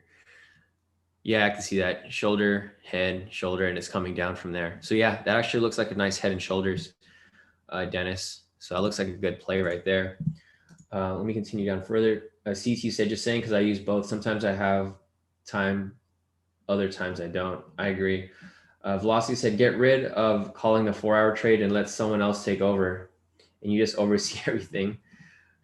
Yeah, no, definitely Velocity. You know, I've tried to do that, but it's kind of hard because, you know, I know this, like I know the strategy like the back of my hand, literally, because I created it.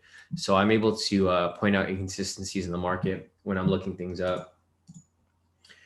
Flynn said, there's no excuse. Job, family, sleep are all excuses. If you want to learn how to trade, you'll find a way. Exactly. That's how it was with me too, Flynn. You know, my previous job, I was working like crazy hours and I still learned how to trade. And, you know, here I am now. Deswell said, I still want to learn K2 strategy, apply on my own, 100%. Flynn said, the K2 YouTube channel has a ton of videos on different strategies you can use once you get the indicators. I agree. Billy said, also, there's 104 people watching. Why only 54 likes? It's literally one click under the video. Do this. Man, a solid benefit for all of us. Yeah, guys. So a quick reminder, if you guys haven't already, if you guys can do us a favor and just like the video and subscribe if you haven't already, that way I can continue to come on live for you guys every single day for free and pretty much give you guys as much advice, as much advice as you guys want. Because I'm here to help you guys, but like I mentioned, I'm like short on time. So me hopping on this webinar for you guys every day for like 4 or 5 hours takes a lot of time out of my day. But I don't mind it. You know, as long as we continue to grow this channel, I'll continue to come on and give you guys, you know, as much knowledge and advice that you guys need. Because obviously, I'm not here to collect any money from you guys. I'm doing this completely free. I'm here every single day, just answering your questions. There's our OddCAD guys, TP1. There we go, TP1 on OddCAD. So let me post this update real quick. We just hit our TP1 for 15 pips right there. There we go. Looks nice. And let me just give the update in the group. So there goes our first TP for the week for Forex. And then we will continue on further. So hopefully you guys took that trade last night. I called that last night before London session. And it looks good. So this is for CAD, TP1, 15 pips. And I'm going to let it run, guys. So like for now on, I'm just going to let my trades run. It's really up to you guys if you guys want to let it run or not. But if you guys do, you know, you're more than welcome. So basically for this trade, instead of moving my stop loss, I'm going to let it run in TP2 and then I'll move my stop loss up a little later. Yeah, should be good. So there goes TP1 for OddCAD. I think our USD CAD. Yeah, this is dropping 2 right here. So our USD CHF is about to hit TP1 as well. Everything's looking good. GN is dropping as well. So everything looks cool. Other than that, let me look at the chat real quick and I'll go on with the other questions. Kasim said, is it too late to enter GN? You can still enter, I think, Kasim. It's right above entry. Yeah, so you can enter right now if you want. You can enter a market sell and then you should be good. Let me see if there's anything else here. Exactly. City said GN looks good. Like you said, aligns with the pivot strategy on the H1. Yeah, that happens sometimes, guys. So if you're if you're applying a different strategy, like you apply the pivot strategy and City is over here on the 1 hour, lines up perfectly. So it's right here in a strong downtrend. If we get that sell signal, we can anticipate it to drop pretty heavy. So that looks very good. I'm not too worried about GN. I think it's going to drop. It's got to be patient with it. So we got that right there. That right there. Josh said US 30 is looking good. David said your risk management has to be super on point to trade like that. Yeah, definitely. All right, cool guys. So Black Jerry's asking about US 30. Damn, look at that. All right, so it looks like it didn't come down just yet. It spiked down pretty heavy. There's nothing really necessarily going on specifically. It just dropped about, actually dropped a lot. It dropped how many pips? Yeah, it dropped like 900 pips like within a few seconds, guys. So I don't know what's going on with US 30 right now. Let me see if there's anything going on in the news. Nothing that I know of. Yeah, there's not really much going on. I don't know what caused that drop for US 30, but everything else is bullish for the most part. S&P is up, NASDAQ is up, Russell 2000 is up, the VIX is up. US 30 over here is being stubborn though. It's just bouncing around. So not really sure what's going on with it, Black Jerry, but we'll take a look at that later. I'm going to go through the questions again real quick before we continue. So next up is GA for Usman. So I'll pull up GA real quick right here. For you guys that are new here, I'll just analyze this from scratch. I'll show you guys how quickly I can analyze these pairs, right? If you guys have the K2 indicators. So I'll zoom out of here and then we'll get started with the K2SR. So right here, first thing I'm going to do is I'm going to draw these zones on the chart. So I will draw these zones right there, and you guys can see everything's from scratch, right? There's nothing on the chart, and this is how easy you guys can draw these zones if you guys have the K2 indicators, which gives you a huge edge in the market. So there's GA right there. Zoom out from this point, and then you can see once we have that drawn up, we have some nicely drawn zones. So looking at GA right here, you can see that price pretty much respects these zones pretty nicely. From here, we started the high up here. It pretty much consolidated a bit, dropped down to here, consolidation, drop down to here, consolidation, drop down to here, retraced up into a huge range right here. So it's been ranging between this zone down here and this zone up here. So if price closes below this structure within the next hour and a half, it would provide for another sell entry. I turn on the momentum indicator right here. We have a bearish momentum. So if this closes below the structure, what's likely going to happen is it's going to push down to this structure down here, just like this over here, right? Price broke structure. So for example, here, price broke structure right here. We had a sell signal, and then price went from this structure to this structure, from this structure to this structure. Rejected off this point, buy signal from that point to this structure. Rejection off this point, sell signal from this structure, right? So GA is a clear example of how price moves from structure to structure. So if you guys have the K2 indicators and you guys are able to identify these structures, you're pretty much set. That's all you really need. And on top of that, once you have the momentum indicator, you'll know exactly which direction to trade. So for this specific pair right here, if this price closes below this structure right here, like it did over here, we can take a short position.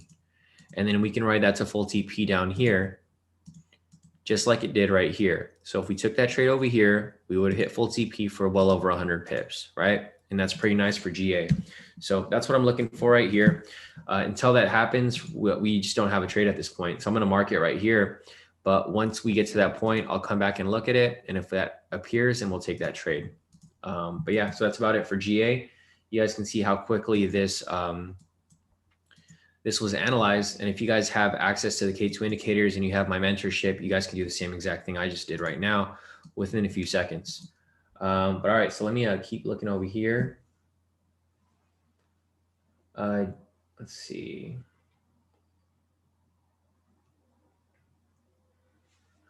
Oh yeah, so you guys are talking about Jack Ma. So Usman said, pay attention to that, guys. He's literally giving you gold. Exactly. Chris is asking, what are your barback settings for the SRs, right? CT for the SRs, I have it set at 100 bars, and then the line lengths are 500, so they go across the entire screen. So just 100 and 500. I think all I changed was the line length, so it goes across the screen. And then I have the body levels enabled as well. So that's it for GA right there. Oh yeah, you guys are talking about Jack Ma. So I was talking about that this morning. They said that he wasn't missing, but he's like just laying low right now, or what? You know, it's crazy. It was. Oh, here we go. Alibaba founder Jack Ma is laying low for the time being. I guess because he was talking shit to like the Chinese regulators. So he was like speaking critically about the Chinese regulators, and you know this dude could probably go missing at that point. Probably kidnap this dude and do some crazy stuff to him because you know they kind of do what they want out there. So we'll see how that plays out. That's probably affecting the market, but I don't know if it's enough to affect it like how it is right now. This is spiking around like crazy, guys. I don't know if you guys see how this is moving, but it's moving like. Let's see, from market open right here, it spiked down like 3,000 pips, and then now it's correcting back up. So this is actually what we're looking for, guys, because like I mentioned, US 30 moves in waves, right? So it has an impulse down, and then it usually has a second impulse back up. So that's kind of what we see happening right here. It already came down. We're just waiting for that impulse up to be completed so that we can ride that wave upwards. So we'll see how that plays out. Just a reminder, that buy signal has to close above here. If it doesn't close above here, then we're not going to take it because it's just too risky. Otherwise, we will keep looking at that. So that's it for GA over here, Usman. I'm going to mark it so we can look at that off the next candle close. Next up on the list is EG for Lisa. So let's pull up EG real quick. This is one that we were looking at this week, right, Joey? I think, Joey, if you're still here, we were looking at this with you and Kyle and Billy. So we were looking at EG over here. It's pretty much in the same spot it was yesterday when we were going over that live session. It looks like it pushed up pretty nice, pushed up about 30 pips, and then it came right back down. So just looking at EG here, I'll just go ahead and reanalyze this for all you guys here. I'm gonna go ahead and take everything off the chart, zoom out from this point, turn on the K2SRs, and you guys will see again how easy it is to identify market structure if you have the K2 indicators on your trading view. So it makes all the difference, guys. So instead of guessing where support and resistance is, it's all done for you. It's literally a game changer because once you have these lined up, you can pretty much identify where everything is and where everything's going to go moving forward. I'm just going to make this one big zone. It's kind of pointless to draw a bunch of zones there. Doesn't really move as much. So right here, I zoom out and you guys can see we have some nicely drawn zones. So price came up from this point and then it started dropping from here. So it looks like it's still swinging around. But so we had a strong downtrend from here. Impulse up. At this point, it could either be coming down or it can be retracing up. But in my perspective, I think it's going to be swinging up because the GBP is going to be weak due to their closures. So looking at this right here, I'm going to turn on the momentum indicator to identify, whatever we're looking for here. Reason why we decided to take a buy for this position, for the people who did take it, was because price broke structure right here. So like same thing that I've been explaining for a while now. For one, we've identified a rejection right here, a buy signal right here, and price broke structure right here. So what happens when we have all these three line up, right? When this happens, we identify this as a bullish momentum, and it's likely going to push up to the structure right here before either continuing up further or before rejecting off that point right there. So keep that in mind. And the reason for our buy here is like for this specifically. So we did talk about entering a buy right here, which is currently in profit, to test this next structure up here for about 40 pips or something like that. So Lisa, I'm not sure if you're in this trade, but I'm pretty sure you probably identified the same thing I did. And this is exactly what we see happening from this point. So we'll see how this plays out. Otherwise we will just have to sit tight and see how the market starts to run. Wow, look at US 30. It's dumping like crazy. It went from like positive percentage to now negative for the day. So it looks like we're not going to be entering that buy anytime soon. This might reject off this point and come up there. And then if we get the buy signal above here, then we'll take it. Otherwise, we will be sitting on our hands for the time being. So that's it for EG right there. I think that covers everything for that pair. I'm going to move on to the next one. Amar and Chris, you want me to take a look at gold. But before I look at gold, I'm going to check out the chat real quick to make sure I didn't miss anything along the way. Oh yeah, it's doing exactly what I said, right? For gold, I analyzed this yesterday. I said it was going to break above here, and then it was going to consolidate. So that's basically what's happening right here. It's consolidating.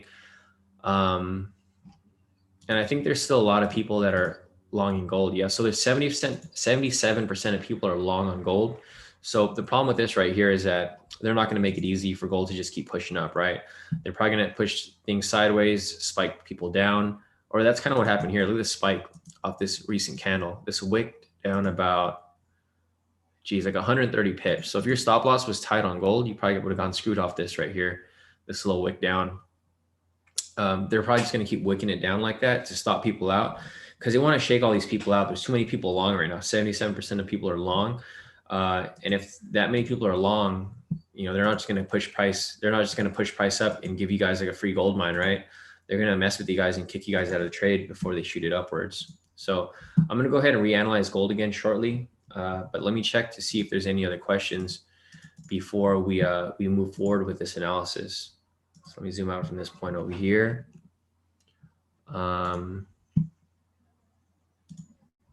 All right, so let me continue down with these questions over here, and then we will continue. Yeah, it looks like you guys are just having the conversation about Jack Ma. Yeah, I know exactly. So like David said he's being tortured. Where is it, China? Yeah, I mean, if I was Jack Ma, I would get out of China. You know, if he's over there talking about the country like that. The Rothschilds, no, exactly. Jay, 100%. Skillshade said better safe than sorry. I agree. Chris said it's at a rotation at point of control. Exactly. So I'm gonna pull up CT's chart real quick. Yeah, computer froze up on me. Yeah, so let me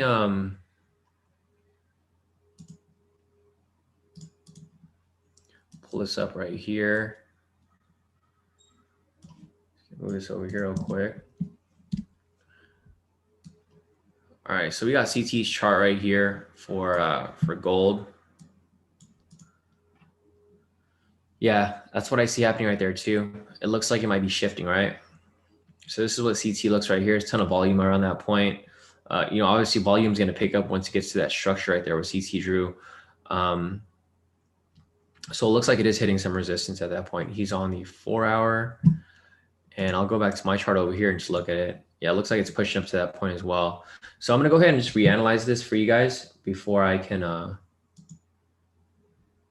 go forward with this, and then we can continue on. So let me go ahead and John's asking, CT, how do you get the volume on the side? I think he's using VWAP, right? Or something similar to that. Some sort of a volume indicator. But yeah, US 30 is pretty much just dead right now. We just have to wait for it to move. And then we can continue down with that as we move forward. So I'm going to go ahead and look at gold right here. Here we have a naked chart. I'm going to zoom out from here, turn on my K2SRs, and draw my zones on the chart for you guys. Check my positions. All right, my positions are looking fine. They're everything's in profit. Odd CAD, USD CHF. The only thing is GN right now, but I think it's going to bounce back, so I'm not too worried about it. Yeah, I'm gonna leave that alone for now. Draw my zones here for gold. For something like this, I'll probably just connect these two. Price is like way too far to even get to this point.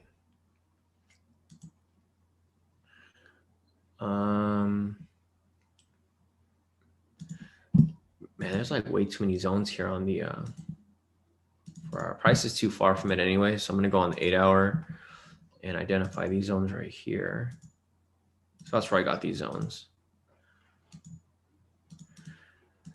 All right, cool. So looking at gold right here.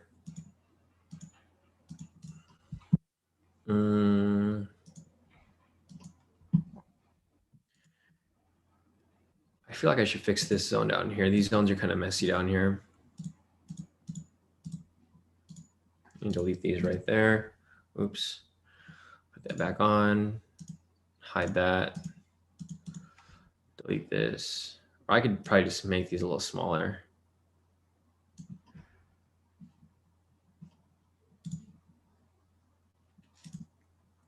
All right, I think it looks good from that point. Turn this off. And there we go. So we got gold right here set up. Obviously, it's in a bullish move right now. If you guys tie fundamentals into technical analysis right here, obviously price is going up because the US dollar is weak. We just had the stimulus printed, it's printing money. So when they print money, it lowers the value of the US dollar. When that happens, people put their money into safe haven currencies like gold, gold, the JPY, the Swiss franc. And that's why it's been bullish. So when price is going up, that means the first currency is stronger than the second. When price is going down, that means the second currency is stronger than the first. So right now, obviously the US dollar is weak. So gold's going up. And there's just too many people that are long, because a lot of people understand what I just explained to you, right? It's common knowledge for a lot of traders. So for them, they just want to enter a long position, right? Here, 77% of people are long. So I don't anticipate them to just give you guys a freebie and be like, here, take a long and collect some money, right? They're not going to do that. What they're going to do is they're probably going to consolidate it sideways and then possibly dump it a little bit, test the structure, stop people out, probably come back up, do the same thing, slightly bring it up, and then dump it again to stop people out. They just want to shake people out of this trade. And then maybe after the second or third time, they'll probably just shoot it right back up. And then at that point, people are going to be shaked out of the market. This number is probably going to go from 77 to like 60%. At that point, they're going to spike it up and then push it to where it's supposed to go. Because I do see an overall bullish bias. However, we don't know what's going to go on like a month from now.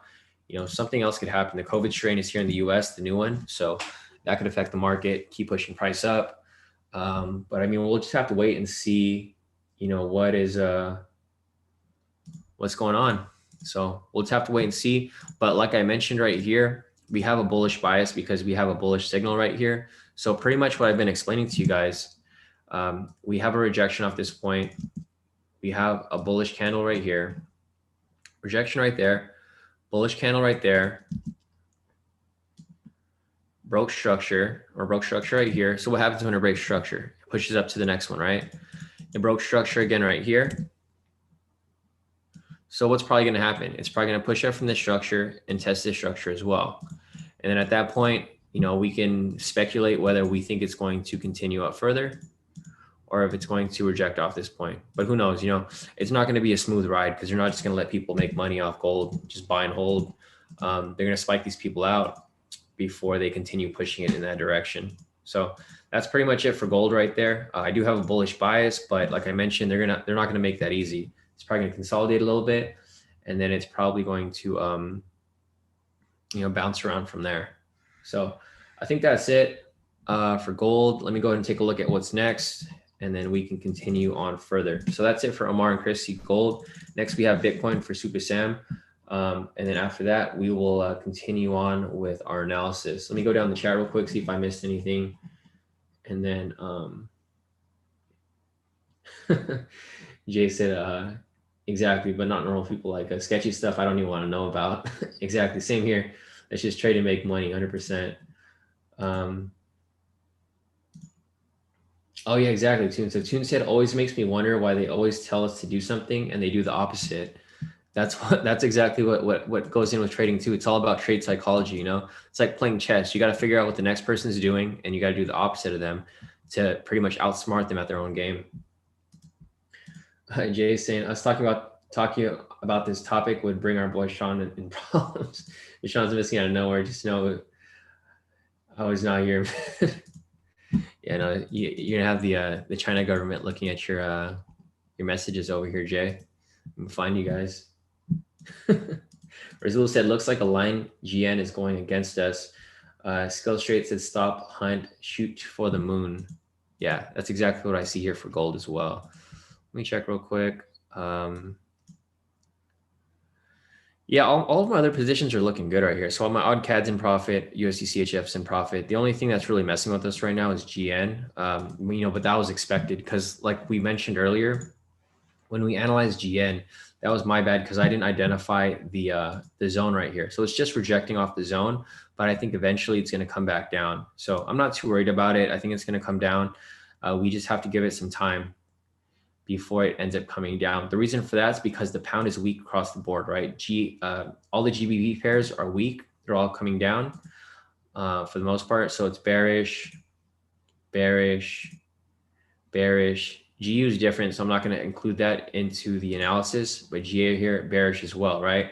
So if all these are bearish, that means that the GBP is weak. Our other currency right here, the NZD, if we look at the NZD pairs over here, they're all bullish, right? Bullish, bullish, bullish, bullish, right? So what does that mean? That means that the NZD is strong and the GBP is weak. So it's having some slight retracement right here. But overall, since the GBP is weak and the NZD is strong, odds are it's going to continue down further. So that's why I'm not too worried. Just got to let it be. and let it play out. So I'm not going to watch it at all. I'll check on it in a bit, or I'll check on it once it hits TP. Other than that, I'm not going to worry about it. And then we're just going to keep moving on with our analysis. So the next pair that we're going to look at for Super Sam is Bitcoin. We have Bitcoin right here. Check back. I'm going to keep checking back at US 30, guys, because I want to make sure that we don't miss the signal if it does appear. I do have my alert set up, but just to be safe, I want to make sure that I don't miss it. So looking at Bitcoin right here, I'm going to go ahead and zoom out, take that off.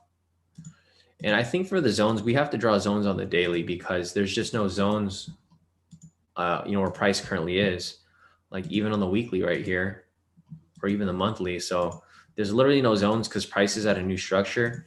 The thing with Bitcoin and any crypto really, Super Sam, you can't really analyze it like other pairs or other assets. Like you can't analyze it like Forex because there's not enough data. You can't analyze it like stocks because it doesn't move based off, any certain market. It's kind of all speculation at this point.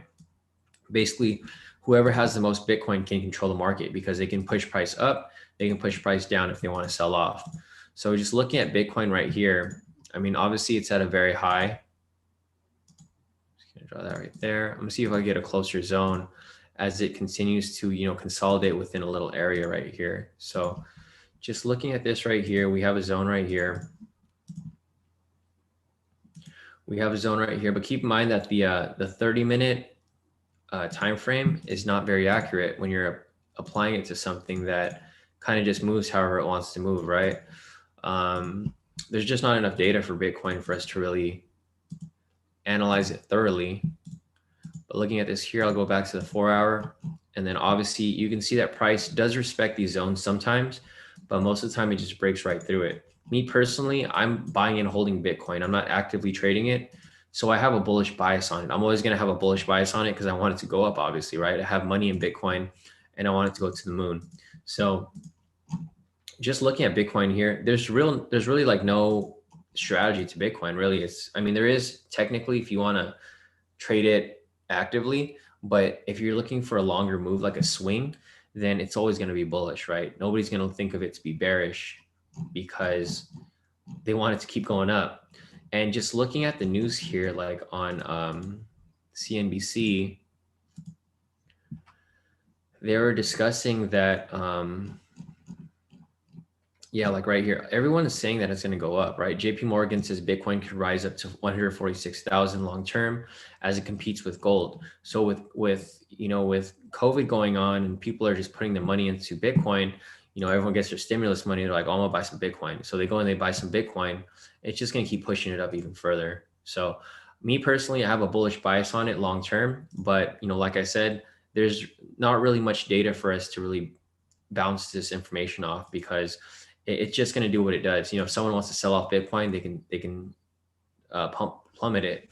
If they want to buy a big amount of Bitcoin, they can keep pushing it up. And we'll see how this goes. I personally want it to go up, so that's my bias on Bitcoin.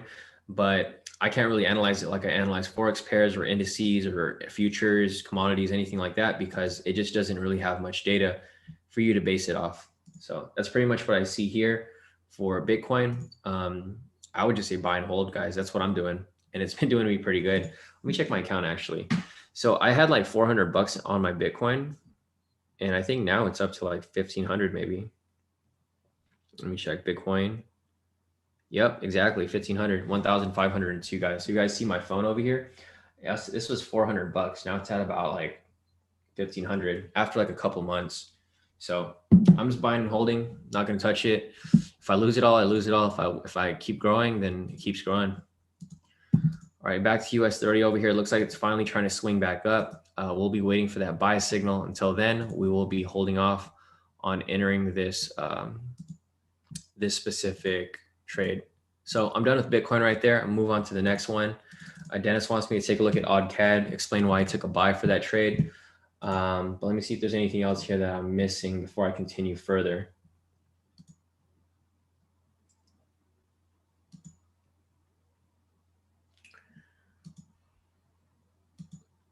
Yeah, exactly. CT says decentralized manipulation. I agree. So looking at the next pair over here, odd cat. I'm gonna look at this for Dennis real quick. So we looking at odd cat. I'm gonna explain why I took that buy position. So the reason why I took this buy position, I'm not gonna go and redraw the entire zones because I don't want to mess this up. We already have these lined up right here. Let's see if I can find this right here. All right, cool. So the reason why I took this buy position right here, Dennis, was that, oh, okay, you see, yeah. Basically, I'll just explain to you guys why I did, because the reason for this was that price broke structure. We had, it came back tested. We had the buy signal right here, and that's why I took it. But that's not the main reason why I took it. The main reason why I took it was because I already predicted AUD to be bullish this week overall. So if you look at all the AUDs right here, you can see that they're all super bullish, right? Super bullish, like strong bullish candles, and I'm just using this as a correlation because I saw all the AUDs were like super bullish, and I was anticipating it to swing back up. So that's why I was waiting to take this odd CAD for like the longest time. And once we got that buy signal, I was like, all right, cool, I'm gonna take this trade. And we had a buy stop right here. So price pulled back and I was like, all right, I'm gonna give it a shot. So I put a buy stop right there. It filled it. And then that's when we took the trade. And that's pretty much why we took it. So that's pretty much it for odd CAD right there. That just goes to show that if you guys sit in on these webinars, you guys can start to catch how I think. Like I look for certain things in the market. Like first, I look for strategy. If the strategy complies, then on top of that, I look at the correlating pairs. If they're all moving the same direction, odds are it's going to keep pushing in that direction. And then lastly, I look at the IG sentiment to make sure not everyone's trading that direction. So there's a couple different factors that go into my analysis. If you guys have the one-on-one mentorship with me, you guys have access to all of this. You guys can learn how to read charts how I do, how to look at news like I do, and be a profitable trader just like I am every single day. So just like I mentioned, guys, it's available to you guys if you guys want to have mentorship by me, but it's not required. If you guys just want to sit here and learn from me, you guys can do that. But if you guys want one-on-one with me, then it's available.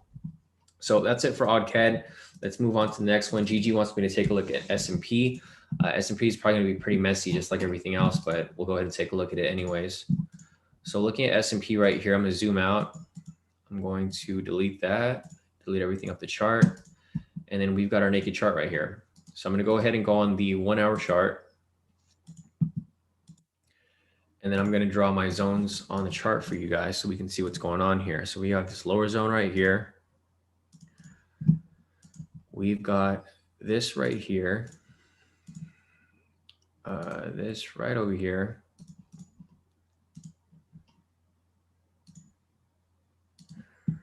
There. Oh, there goes our buy signal for US 30. We got about 2 minutes on that candle. So I'm going to take a look at that real quick after I'm done drawing these zones. There we go. Turn that off. Let's go to US 30, see what's good. Oh man, look at that. All right, we just need that to close. Actually, it doesn't need to close above it. It just needs to cross above it. If it crosses above it, then we could be good. Or even if it doesn't cross above it, I might even take it anyways because it looks like such a good buy. And we'll see how it plays out. We got a minute left on this candle. See what's going on over here.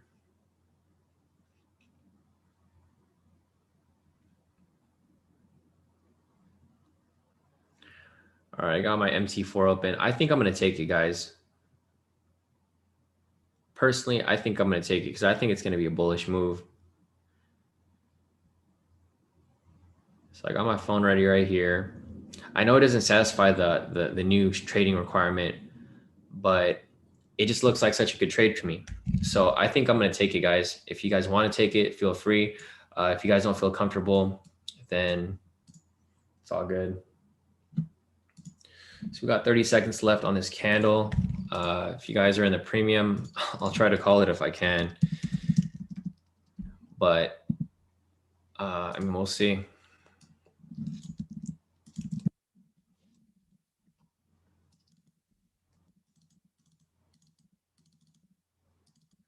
I'm going to use 2 targets now because market has gone back to normal for the most part. All right, guys, we got 10 seconds. 9, 8, 7, 6, 5, 4, 3, 2, 1. And I'm in the trade, guys. So I'm currently in the trade. If you guys want to take it, feel free. If not, it's all good. but I think it's going to be bullish. So I think, I mean, I decided to just take it anyways. So I'm in the trade, guys. It's currently active for me right now. Go ahead and put that right there.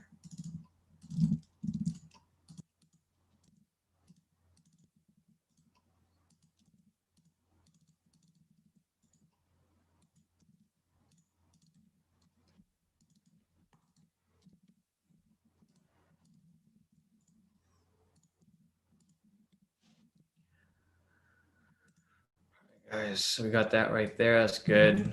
Let me set up my FTMO parameters right here. So I'm just going to change this right here. 30131.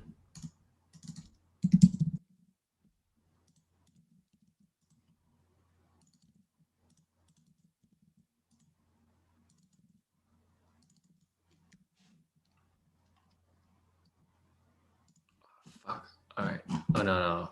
My bad. I was like confused real quick with the other. Yeah, no, we're good. All right.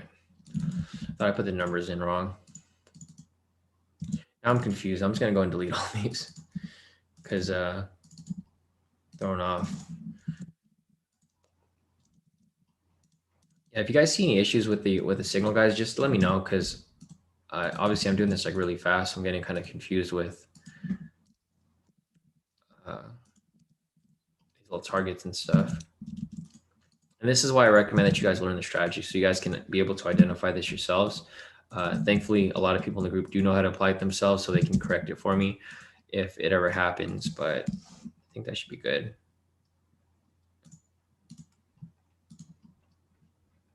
All right. 86. Yeah, no, we're good. All right, cool. So I think we're good, guys. Sent that out to you guys right there. I'm in the trade currently, so I'm in profit. Yeah, let me go ahead and set these alerts real quick. Full TP.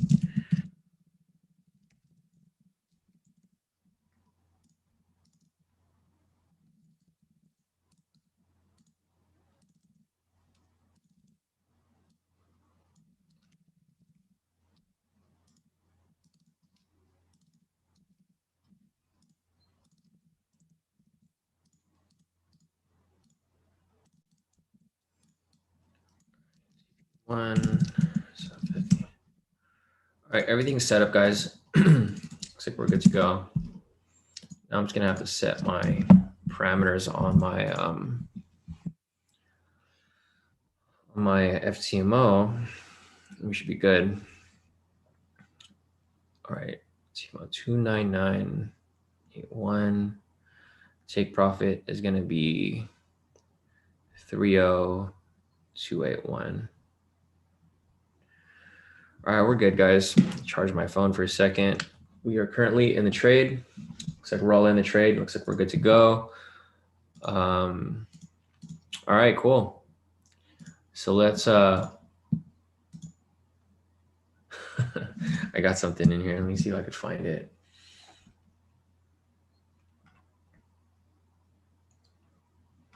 So I'm gonna put this right over here.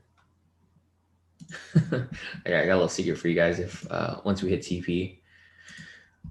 All right, cool. So let me see if there's anything else here that I missed before we continue further.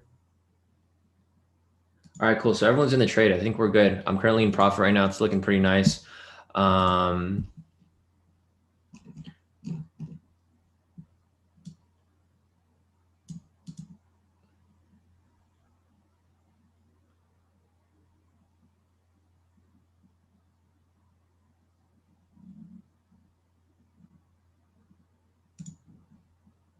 Okay. So I'm just checking this out over here. All right, so I think we're good. So let me continue on with this. Looks pretty nice. Looks like it's about to hit TP1 right here. I'll show you guys the little thing I got in for you guys once we once you reach that point. So let me continue on and see if there's any other questions before I continue with this here. All right, so I was looking at S&P. I'll go back to that right now. 1 second. Let me see if there's any chats here. Chirac said, "Who has probability to win Senate seats? If Democrats win both seats, will there be massive selling? What do you think Dow Jones will do in that case?" I don't think it's really going to affect it too much, Chirac. I think we already have the Democratic president. It didn't really affect the market at all. I don't think it's going to make a difference with the Senate either. So, I mean, it might have some some effect on the market, but I don't see it like crashing just because the Democrats take the House or the Senate. Yeah, I don't think it's necessarily going to affect it too much, Chirag. You just have to wait to see how the market reacts to it. There's no way to really predict it because, like the same way that you're predicting that it's going to come down, that's probably what majority of people are thinking. And what's probably going to happen is it's going to do the opposite. It's probably going to go super bullish. So I wouldn't necessarily worry too much about it. I wait until it actually happens, and then we'll just see how the market reacts to it. Right? We're not like, because we're not doing any swing trades, so we're just going to wait and see how the market reacts to it, and then if we see it drop, then we'll enter some sells. If we see it go up, then we'll continue entering buys. So there's no really specific. Let's see. CT said check and balance is huge. If Dems win Senate, then they have nothing to stop them. It's big. No, I know it's big, CT, but it's not going to affect the market directly. Like you're not just going to see, oh, the Democrats are going to win. All of a sudden, the stock market crashes. I don't see that happening at all, especially with where it's at right now. Even if that does happen, there's going to be circuit breakers. So if it drops even like remotely as heavily as it did in March, I think it'll, let me go back to like the weekly. So like if it dropped like this right here, the circuit breaker is going to get, like this was because of the pandemic. This wasn't because like the Democrats took over. If the Democrats take over, it'll probably drop slightly, maybe to here, maybe to here. And then at that point, it'll probably swing right back up, right? I don't think it's necessarily going to affect the market like that much, like immediately. It'll affect it over time. Like over time, we'll probably see a slight decrease, like slowly decrease. But I don't think like tomorrow, it's just going to dump all of a sudden. It's probably going to take some time before that actually happens. But yeah, so I think that's it for that. Let me go ahead and take a look at, all right, so I'm just going to leave that on there right now. So we got that over there. And then let's see if anything else will be continued here.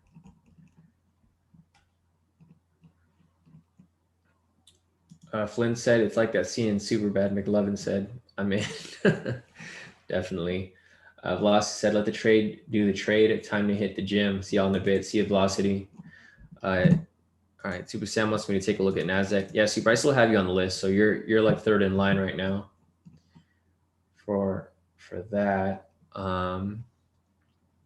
Skill Trade sat it out. I mean, it's probably better to be safe anyway, Skill Trades. You're fine with that as well. Flynn said, billionaires make money no matter who's in office. The only difference is they'll pay less taxes if Republicans are in charge. That's all. Exactly, Flynn. I agree with that 100%. The market's going to do what it's doing regardless if the Democrats win the Senate or if the Republicans do, because, they're going to make their money regardless. It's just with regard to taxes. Taxes and other regulations with regard to other businesses that people run. So Yvonne's asking, what are circuit breakers? So Yvonne, circuit breakers are like when the market drops pretty crazy, like over here, when it dropped in March, when COVID happened, if price drops, I think 10%, they just stop the market. Like the market just freezes. And then they do that to stop the drop. And then the drop continues and then they stop it again. And then they stop it again until it comes to a point where people are like, all right, this is the bottom. And then they just buy the dip from that point. So if you just Google circuit breakers, I think we looked at it yesterday. Let me see. Circuit breakers.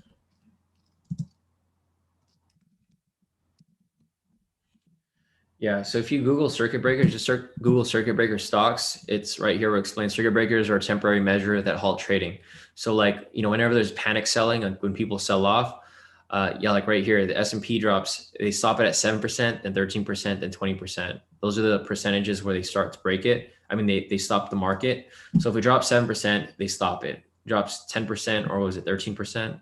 Yeah, they're 13%, they stop it. 20%, they stop it. And then sometimes, like I think in March, they even thought about closing the market for an entire day because it was just dropping like crazy. So just keep that in mind. So we'll see how that goes. All right, so here's US 30 right here. It's looking pretty nice so far. CT said, yeah, business that no, exactly, CT. No, I agree with you too. I 100% agree with you as well. I just don't see like a huge drop happening like right away. You know, it's going to cause crazy panic in the market, and there already is crazy panic with COVID and stuff. So I think they're going to do their best to not really dump the market just like that. Usman said GN is dropping nicely. So let me pull up GN real quick. Or sorry, let me finish analyzing S&P for GG real quick. Sorry, we went off track with this, but let me go ahead and analyze it for you. So looking at S&P right here, it moves very similar to US 30. So looking at this here, I turn on the momentum indicator and we have a bullish momentum right there, right? So going back to this candle right here, we see that price drop just like it did for US 30 yesterday. It pulled up, went into consolidation. And since we're in a buy right now for US 30, you know, I'm anticipating this to be a buy as well. So in this situation over here, I probably anticipated to push up further to test this structure up here. If it does happen, you know, it's probably going to move up just the same amount as our US 30 over here. And that's pretty much what we're anticipating for this specific move. You know, there's no real way to really determine where it's going to go long term because we don't know how far it's going to push up. It's probably going to push up far enough to correct to this area, probably consolidate again before it either decides to break out for some new highs or if it decides to you know, drop from there again. So we'll see how this plays out. Obviously S&P, I see it as a bullish move overall, but you know, just like CT said, you know, they're going to be voting for the Senate seats soon, so that could affect the market as well. So we'll just have to wait and see how this ends up playing out as we you know, continue on. So we'll go ahead and take a look at this in a little bit, and let me check my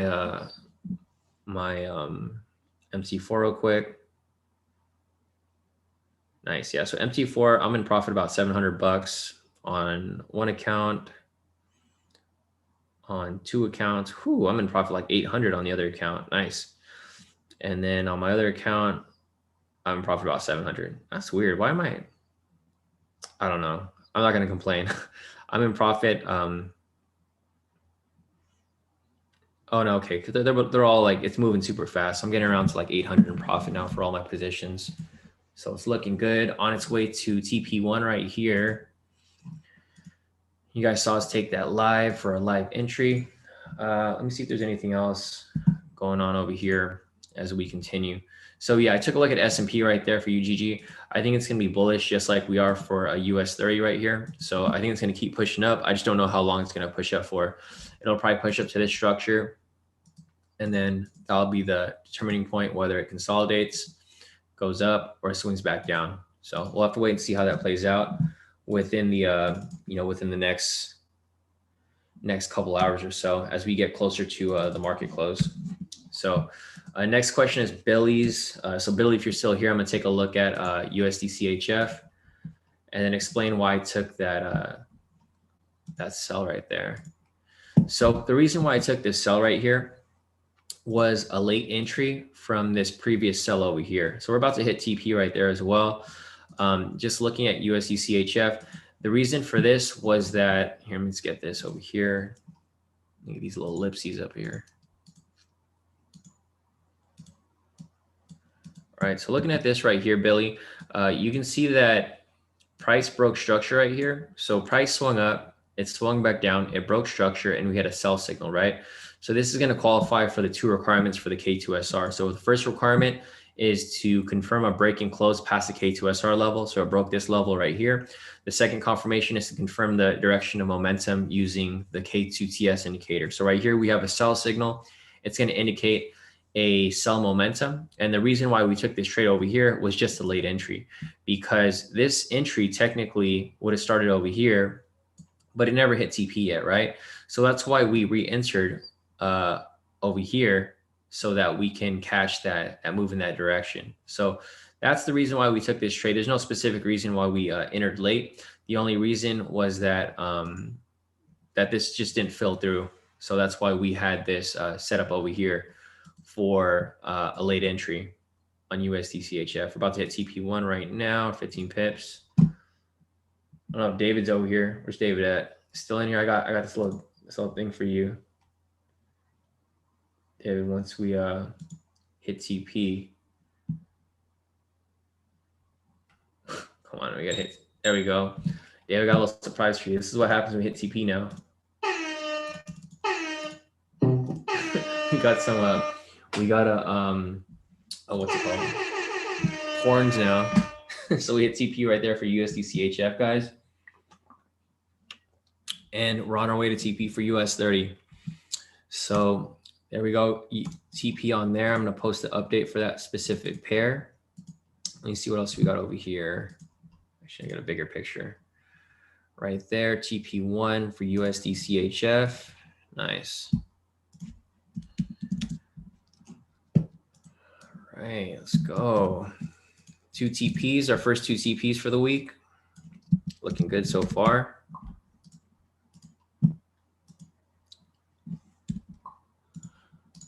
All right, man. We got that sent over there. I'm gonna share this GN with the public group. It's been a couple hours already. It's been 1 hour actually. So that's good.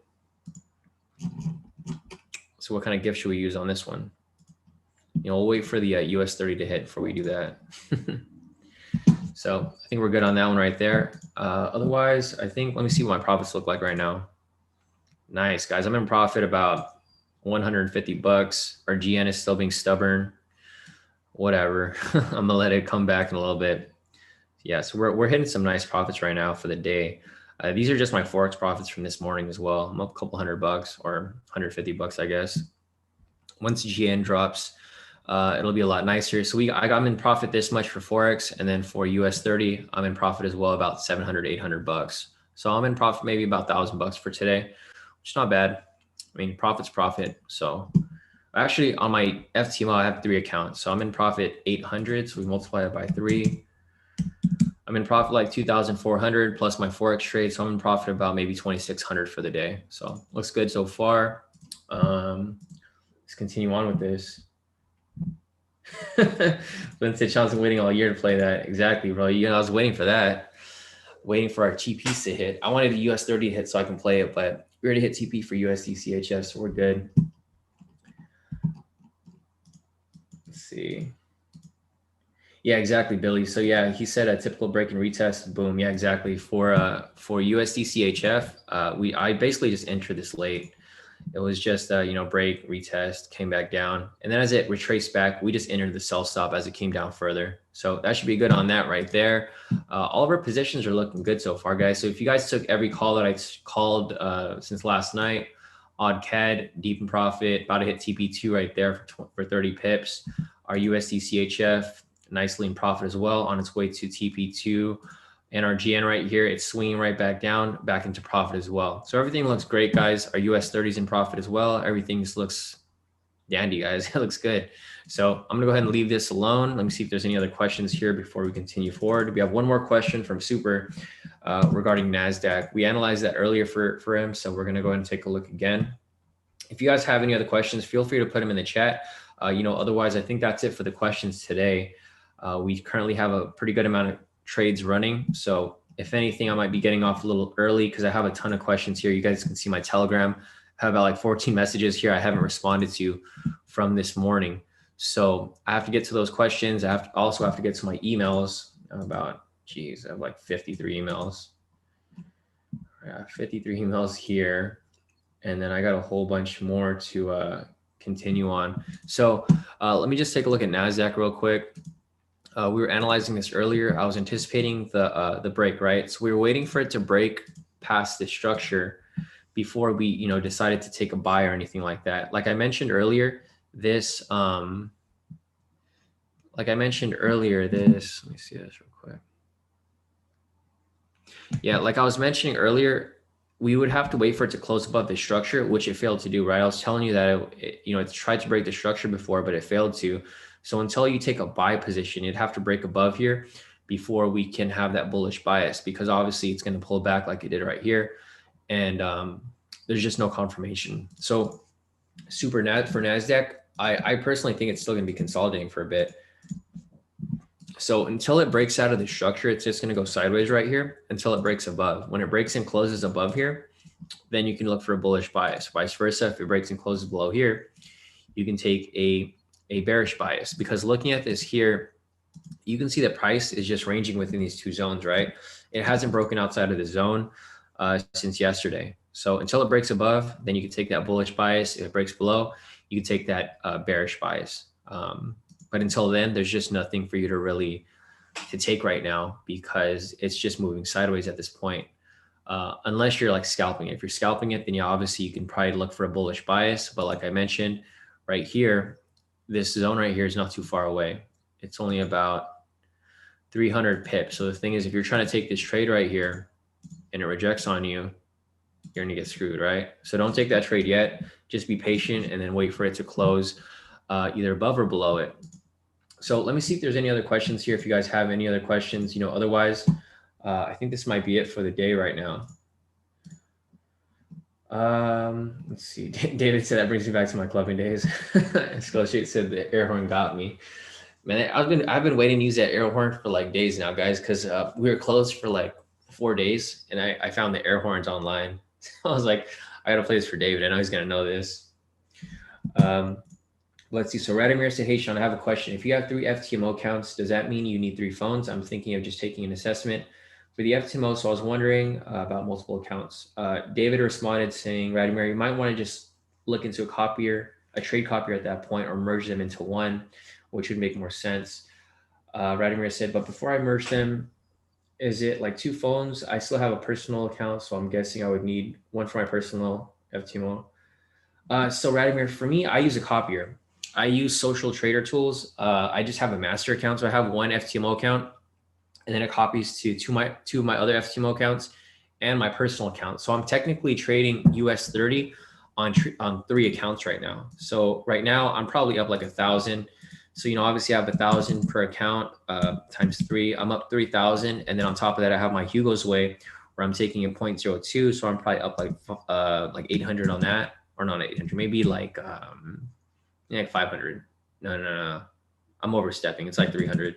So I got 300 on that. And I have another account that's running another one with like a 0.3.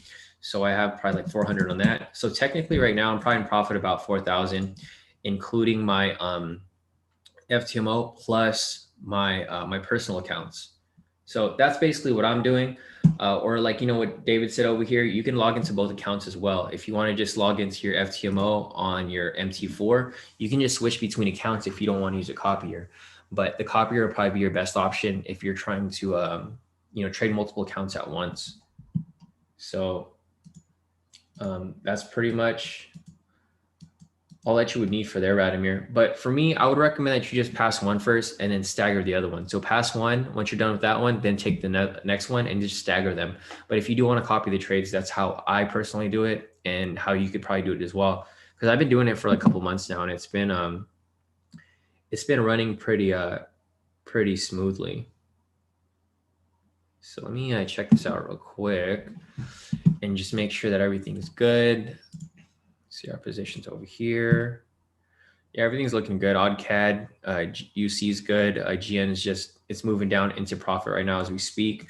So that looks good. All of our Forex trades are in profit. Our US 30 trades in profit. Everything's looking good.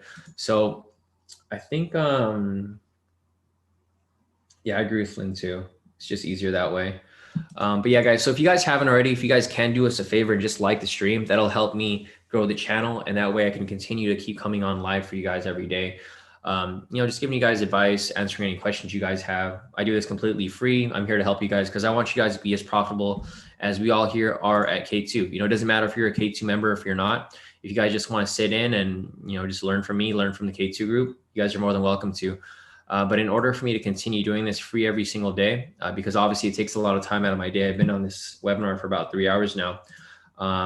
In order for me to keep coming on here, I'm definitely going to need some help growing the channel. So if you guys can do that favor and just, like and subscribe to the channel, that'll definitely help us out. And I'll continue to keep coming on live for you guys so we can make these profits. And so we can keep hitting these horns whenever we hit TP. So we're on our way to TP right here, guys. Everything looks good so far. I think odds CAD looks good, right? Oh man, it pulled back a little bit, but I think it's going to swing back up. So that's fine. Our GN right here is swinging back. Oh, it's GN's in profit now. So all of our positions are currently in profit, guys. Looking good, looking good. So I like all of these greens right here. Green, green, green. And obviously for US 30 right here, lots of green right there as well. So all of our positions are looking good. If you guys have any other questions, feel free to reach out on Telegram. I'm going to hop off for a bit because I have to go answer these emails. I did see a question there, Flynn, to hire you as my personal assistant. Hopefully soon, we'll see if that ends up playing out. But hopefully you guys like that air horn. We're going to be using that from now on whenever we hit TPs.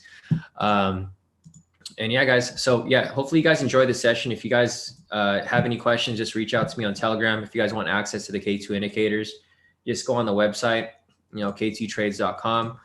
And then you guys can get access to the indicators from there. And then you'll have one-on-one mentorship with me as well.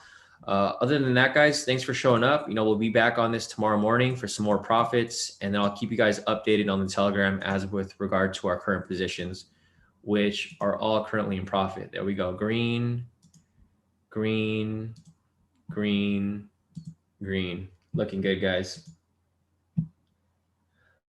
CT said, can we do a webinar for members on copy trade setup? It would be helpful. Should schedule a private.